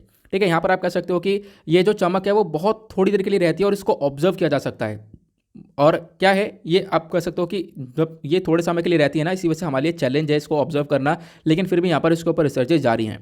अब होता क्या है यहाँ पर, देखो एक हमने अभी तक का सबसे बड़ा फ्लेयर ऑब्जर्व किया है, मतलब एक सबसे बड़ी चमक को हमने ऑब्जर्व किया था, और वो जो चमक है आप कह सकते हो वो लगभग 160 मिली सेकेंड्स तक रुकी थी। थोड़ी देर के लिए हुई थी वो चमक, लेकिन वो बहुत ज़्यादा भयानक थी। भयानक मतलब बहुत ज़्यादा चमक थी। अगर आप देखोगे, अगर सन जो हमारा सूर्य है वो अगर रेडिएट करे, मतलब अगर सन है वो रेडिएट करे लगभग 1 लाख ईयर्स तक लगातार रेडिएट करे, तो उसके बेसिस पर उससे भी ज़्यादा तेज़ यहाँ पर ये चमक इसके अंदर देखने को मिली थी। जो हमारे सन की एनर्जी है वो रेडिएट करे 1 लाख ईयर्स तक, तो आप कह सकते हो उसके बेसिस पर भी ज़्यादा, मतलब आप कह सकते हो काफ़ी ज़्यादा, अगर हम इसको कंपेयर करें, कंपेयर करने से अच्छा ये है, डायरेक्टली समझ सकते हैं कि काफ़ी ज़्यादा इसके अंदर ये चमक देखने को मिलती है। तो इसी को लेकर आप कह सकते हो अभी रिसर्चेस वगैरह जारी हैं। ठीक है, और यहाँ पे बोला गया ये जो शॉर्ट लिव्ड फ्लेयर देखने को मिलता है, इसको अभी रिकॉर्ड किया गया था, ISS इंस्ट्रूमेंट है उसके थ्रू यहाँ पर रिकॉर्ड किया गया, और अपने आप में इंपॉर्टेंट था, क्योंकि यहाँ पर आप कह सकते हो कहीं ना कहीं इसके अंदर बहुत सारी एनर्जी नजर आएगी। इसके अंदर इतनी एनर्जी है जितनी एनर्जी सन यहाँ पर रेडिएट करता हुआ 1 लाख, मतलब 1 लाख से भी ज़्यादा, यहाँ पे आप देख पाओगे, मैंने इसको शायद, हाँ 1 लाख साल, सॉरी 1 लाख ही है, 1 लाख साल तक जितने यहाँ पर सन रेडिएट करेगा, जितनी एनर्जी एमिट करेगा, उतनी एनर्जी यहाँ पर थोड़ी देर के लिए निकल कर आती है इसके अंदर से। तो यहाँ पर इसके ऊपर अभी इसको ऑब्जर्व किया गया है, बस ये एमिशन देखने को मिला। अब क्या है, इसके ऊपर रिसर्चेज वगैरह जारी हैं, क्यों हुआ है, कैसे हुआ है, तो इसके ऊपर अभी रिसर्चेज आपको देखने को मिलेंगी। फिलहाल इसको कैसे मॉनिटर किया गया, तो एक इंस्ट्रूमेंट से मॉनिटर किया गया है, उस इंस्ट्रूमेंट का नाम है atmosphere space interaction monitor instrument. ठीक है, ये इंटरनेशनल स्पेस स्टेशन के अंदर ये मॉनिटर इंस्ट्रूमेंट है जिसने यहाँ पर इन चीज़ों को देखा है। तो आई होप आपको समझ में आ चुका है मैग्नेटर क्या है। तो आपसे क्वेश्चन पूछा जा सकता है, न्यूरॉन स्टार और मैग्नेटर के बीच में क्या डिफरेंस है, तो आपको ध्यान रखना है, बड़े स्टार टूट के न्यूरॉन स्टार बनते हैं और कुछ न्यूरॉन स्टार मैग्नेटर बन जाते हैं। क्लियर हुआ? अब डायरेक्टली चलते हैं आगे। अब उसके बाद यहाँ पर कोई ऐसा खास इंपॉर्टेंट आर्टिकल यहाँ पर देखने को मिलेगा नहीं। अब यहाँ पर आते हैं हम लोग अपने पेज नंबर 16 के ऊपर, दैट इज बिजनेस सेक्शन, देखेंगे इकोनॉमी के पॉइंट ऑफ व्यू से इंपॉर्टेंट आर्टिकल को। आपने आज का थंबनेल देखा होगा, हाँ बियर वाला थंबनेल देखा होगा, उसी को लेकर एक आर्टिकल पब्लिश किया गया है। यहाँ पे चर्चा की गई है जो NCLAT है, national company law appellate tribunal, इसने यहाँ पर कुछ ऑर्डर्स दिए हैं, और ऑर्डर करके यहाँ पर बोला है कि जो बियर है, देखो बियर की कंपनीज हैं, जो बियर मेकर्स होते हैं, वो उनके ऊपर फाइन मारा गया था, और वो जो फाइन है वो CCI ने मारा था कब, अभी लगभग आप कह सकते हो सितंबर के मंथ के आसपास। ठीक है, सितंबर के महीने में फाइन मारा गया था, और लगभग जो फाइन है ये 873 करोड़ का था, 873 करोड़ रुपए का फाइन था। तो अभी इसी ऑर्डर के ऊपर रोक लगाई है NCLAT ने। ठीक है, तो कंपटीशन कमीशन ऑफ इंडिया ने बिल्कुल सितंबर के महीने में ये फाइन इंपोज किया था कि इसके ऊपर UBL के ऊपर जो बड़ी बड़ी बियर मेकर कंपनीज हैं, ठीक है, जो बियर को बनाती हैं, या फिर आप कह सकते हो कार्ल्सबर्ग इंडिया हो गया, या फिर ऑल इंडिया ब्रूअर्स एसोसिएशन हो गए, तो ये सारे देखने को मिलेगा। क्यों? क्योंकि इन लोगों ने मिलकर कार्टेलाइजेशन किया था। अब सबसे इंपॉर्टेंट वर्ड तो यही है, इकोनॉमी का एक इंपॉर्टेंट टर्म है कार्टिलाइजेशन। तो इन्होंने कार्टिलाइजेशन किया था सेल और सप्लाई के ऊपर, जो बियर की सेल और सप्लाई है उसके ऊपर इन्होंने कार्टिलाइजेशन को अप्लाई किया। इन कंपनीज ने साथ में मिलकर इकट्ठी हो गई और कार्टिलाइजेशन को लागू कर दिया, जिसके बेसिस पर कंपटीशन कमीशन ऑफ इंडिया ने क्या बोला कि आपके ऊपर यहाँ पर ये एक तरीके से हम फाइन लगाते हैं, और 873 करोड़ रुपीज़ का फाइन लगाया। अब ये केस कहाँ पर पहुंचता है, एनसीएलटी के पास, नेशनल कंपनी लॉ ट्रिब्यूनल के पास। और एनसीएलटी क्या करता है, एनसीएलटी ने अभी इस कंपटीशन कमीशन ऑफ इंडिया का जो भी ऑर्डर है उसके ऊपर स्टे लगा दिया, उसके ऊपर अभी रोक लगा दी है। क्लियर हुआ, मुद्दा क्या है आपको समझ में आया। लेकिन अभी यहाँ पर आपको समझना होगा कि कार्टिलाइजेशन आखिरकार क्या होता है। तो मैंने एक पिक्चर आपके साथ शेयर कर रखा है कार्टिलाइजेशन को लेकर, ठीक है, एक सेकंड, यहाँ पर आगे वो प्रेजेंट होगा, यहाँ पर आपको देखने को मिलेगा। देखो, इकोनॉमी का एक टर्म है कार्टिलाइजेशन। कार्टिलाइजेशन क्या होता है, एक अरेंजमेंट होता है जो भी इंडिपेंडेंट फर्म्स है, मान लो ये सारी बियर की कंपनी हो गई। एक एग्जाम्पल लेते हैं, एक एरिया है, ठीक है, एक छोटा सा एरिया आपके घर के आसपास है, वहाँ पर बहुत सारे ठेले वाले फल बेच रहे हैं, बहुत सारे ठेले वाले, लगभग 8-10 ठेले वाले खड़े हैं, वो सब फल बेच रहे हैं, ठीक है, एक सिमिलर प्रोडक्ट है, सबके लिए बेच रहे हैं। अब क्या है, आप कहोगे कि यार मैं यहाँ पे ट्राई करता हूँ, यहाँ पर मुझे 40 रुपये दर्जन मिल रहा है, दूसरी जगह मैं ट्राई करता हूँ कहीं मुझे 35 मिल जाए, कहीं मुझे 30 मिल जाए, मैं यहाँ पर ये इसके ऊपर फोकस रखता रहूँगा। ऐसे जहाँ पे कम मिलेगा ऑब्वियसली मैं वहाँ से ले लूँगा, ये रहता है। लेकिन ये नहीं पता आपको कि जितने वो 10 ठेले वाले खड़े हैं उन्होंने आपस में कार्टिलाइजेशन कर रखा है, मतलब कि आपस में उन्होंने डिसाइड कर रखा है हम साथ में मिलकर काम करेंगे, जो प्राइस है वो सेट है, सबके यही प्राइस रहेंगे, ठीक है। इससे क्या होगा, इससे कंपटीशन कम हो जाता है, ठीक है। आप कह सकते हो कि तो इन्होंने अपने साथ मिलकर इस प्राइस को सेट कर लिया है, ठीक है। अगर ये चाहे तो उस प्राइस को बढ़ा भी सकते हैं, अगर ये जो सारे केले वाले मिलकर 50 रुपये रख दें तो आप लोग क्या करोगे, वहाँ पे लेना ही पड़ेगा आपको, है ना। तो इसको बोलते हैं कार्टिलाइजेशन। इससे कंपटीशन खत्म हो गया, और इसी वजह से जो कंपटीशन कमीशन ऑफ इंडिया है इसने बियर के ऊपर ये इतना बड़ा अमाउंट चार्ज, इतना बड़ा अमाउंट फाइन मारा था। क्योंकि कंपटीशन कमीशन ऑफ इंडिया का मेन काम यह है कि हमारे कंट्री के अंदर हेल्दी कंपटीशन हमेशा मेंटेन रहे, ठीक है। तो इसी वजह से यहाँ पर ये फाइन चार्ज किया गया था इन बियर कंपनीज के ऊपर। आई होप आपको क्लियर हो चुका है कि कार्टिलाइजेशन एग्जैक्टली होता क्या है। क्लियर हुआ। तो यहाँ पर आप कह सकते हो इन बियर कंपनी से मिलकर मामला सेट किया कि हम लोग इस बेसिस पर चलेंगे, ये प्राइसेस रहेंगे हमारे, तो ये सब चीज़ें देखने को मिली थी। तो कंपटीशन कमीशन ऑफ इंडिया क्या होता है, क्लियर हुआ। मैं आपको इसके बारे में बता देता हूं। ये एक स्टैट्यूटरी बॉडी है हमारी गवर्नमेंट ऑफ इंडिया की, और उसके बाद यहाँ पर आप कह सकते हो कि ये हमारे कंट्री के अंदर कंपटीशन अच्छे से चलता रहे, इसी के बेसिस पर यहाँ पर काम करती है। एक कंपटीशन, हेल्दी कंपटीशन हमारे कंट्री का रहे। देखो, कंपटीशन रहेगा तो डेफिनेटली काफ़ी सारी चीज़ें नई निकल कर आएंगी, और प्लस उसके बाद यहाँ पर लोगों के पास काफ़ी सारी चॉइसेस निकल कर आएंगी। लोगों के पास यहाँ पर जो प्राइसेस हैं उसके अंदर काफ़ी ज़्यादा डिफ्रेंसिएशन देखने को मिलता है। तो ये कंपटीशन खत्म ना हो, क्योंकि ऑब्वियसली क्या हुआ, सारे जो केले वाले जितने भी खड़े थे, ठेले वाले लोग जितने भी खड़े थे, उन्होंने कंपटीशन को खत्म कर दिया। कोई भी एक दूसरे का कॉम्पिटिटर नहीं देखने को मिला, सबने एक ही प्राइस सेट कर दिया, चाहे कहीं से भी लो, है ना। तो ये चीज़ें यहाँ पर नहीं देखने को मिलना चाहिए, ऐसे यहाँ पर कंपटीशन कमीशन ऑफ इंडिया का मानना होता है। ये मुद्दा पहुंचा एनसीएलटी के अंदर, नेशनल कंपनी लॉ ट्रिब्यूनल। तो इसके बारे में भी जान लो, मैं आपको बता देता हूँ। तो आर्टिकल हमारा जीएस पेपर 3 इकोनॉमी के पॉइंट ऑफ व्यू से इंपॉर्टेंट हो जाएगा। जैसे मैंने आपको बताया, जब हम बात करते हैं नेशनल कंपनी लॉ ट्रिब्यूनल की, तो इसको बनाया गया है कंपनीज एक्ट 2013 के अंडर में, जो सेक्शन 410 है इसके अंडर में, ठीक है। अभी क्या होता है, नेशनल कंपनी लॉ ट्रिब्यूनल के आप कह सकते हो जो भी अपील है वो यहाँ पर बेसिकली सुनवाई जाती है, खासकर कहाँ पर, अपीलेट ट्रिब्यूनल में। अपीलेट इसका नाम है, अपीलेट मतलब ये अपील की सुनवाई करता है, जो भी अपील यहाँ पर होती है। एनसीएलटी एक अपीलेट ट्रिब्यूनल है, यहाँ पर आप अपील मतलब कि जो भी अपील्स आती हैं उनकी सुनवाई कर सकते हो, ठीक है। अपील्स अलग अलग केसेस से निकल कर आएंगी, चाहे वो इंसॉल्वेंसी बैंक्रप्सी का केस हो, या आप कह सकते हो कंपटीशन कमीशन ऑफ इंडिया के अंदर कोई केस हुआ हो, ठीक है, तो उसकी भी अपील की जा सकती है, जो कि मुद्दा भी यहाँ पर हुआ है। तो कंपटीशन कमीशन ऑफ इंडिया के अंदर केस हुआ, बाद में अपील करी गई एनसीएलटी के अंदर। अगर कोई व्यक्ति एनसीएलटी से भी यहाँ पर आप कह सकते हो संतुष्ट नहीं है, तो वो सुप्रीम कोर्ट के अंदर अपील कर सकता है। तो आपको इसके बारे में ध्यान रखना है। उसके बाद आते हैं अगले आर्टिकल पर। नेक्स्ट आर्टिकल में चर्चा की गई है हमारे अभी लेबर मिनिस्टर जो कि भूपेंद्र यादव जी हैं, इनका एक स्टेटमेंट आया है। इन्होंने बोला है लगभग आज के टाइम पर हर तीसरा इनफॉर्मल वर्कर को रजिस्टर कर लिया गया है ई श्रम पोर्टल के ऊपर। आपको मालूम होगा रिसेंटली हम लोग ई श्रम पोर्टल को लेकर आए, जहां पर बोला गया अभी तक 14 करोड़ अनऑर्गेनाइज्ड वर्कर्स को इसके अंदर क्या किया गया, रजिस्टर करा गया। अब ई श्रम पोर्टल क्या है मैं आपको समझाने की कोशिश करता हूँ। आर्टिकल अगेन इकोनॉमी के पॉइंट ऑफ व्यू से इंपॉर्टेंट है। रिसेंटली हमारे मिनिस्टर ऑफ लेबर और एम्प्लॉयमेंट ने ई श्रम पोर्टल को लॉन्च किया था, तो इसके बारे में आपको पता होना चाहिए। देखो, ई श्रम पोर्टल का मेन मकसद है कि लगभग 38 करोड़ अनऑर्गेनाइज्ड वर्कर्स को रजिस्टर करना। अनऑर्गेनाइज्ड वर्कर जैसे कि कंस्ट्रक्शन वाले हो गए, लेबरर हो गए, माइग्रेंट फोर्स, मतलब वेंडर, ठेले वाले, रेडी वाले, सब लोग यहाँ पर अनऑर्गेनाइज्ड वर्कर्स के अंदर आ रहे हैं। ठीक है, तो क्या हुआ, इनको रजिस्टर करना, इनको कुछ बेनिफिट देना। तो इनको एक ई श्रम कार्ड दिया जाएगा। उस ई श्रम कार्ड पर 12 नंबर का डिजिट, मतलब कह सकते हो 12 डिजिट यूनिक नंबर देखने को मिलेगा। वो इनका एक नंबर निकल कर आएगा, जैसे आपका आधार कार्ड है वैसे इनका ई श्रम कार्ड बनेगा। अब क्या हुआ, जो भी वर्कर इस ई श्रम पोर्टल पर रजिस्टर होगा, उसका कोई एक्सीडेंट वगैरह हो जाता है तो क्या होगा, उस व्यक्ति को 2 लाख रुपये मिलेंगे। अगर उसकी डेथ होती है तो उसकी फैमिलीज को यहाँ पर पैसा प्रोवाइड करवाया जाएगा। या फिर कोई परमानेंट डिसेबिलिटी हो जाती है तो भी 2 लाख रुपये देने वाले हैं। ठीक है, या फिर कोई पार्शियल डिसेबिलिटी होती है, कोई एक्सीडेंट होता है तो बात मतलब थोड़ी बहुत डिसेबिलिटी हो जाती है तो 1 लाख रुपए दिया जाएगा। हालांकि कुछ ना मिलने से ये ज़्यादा बेटर है, सरकार का कहना है। तो कुछ अमाउंट यहाँ पर ई श्रम पोर्टल के अंदर दिया जाएगा अगर कोई भी वर्कर, अनऑर्गेनाइज वर्कर्स के ऊपर यहाँ पर ये कोई दिक्कत आती है तो। क्लियर हुआ।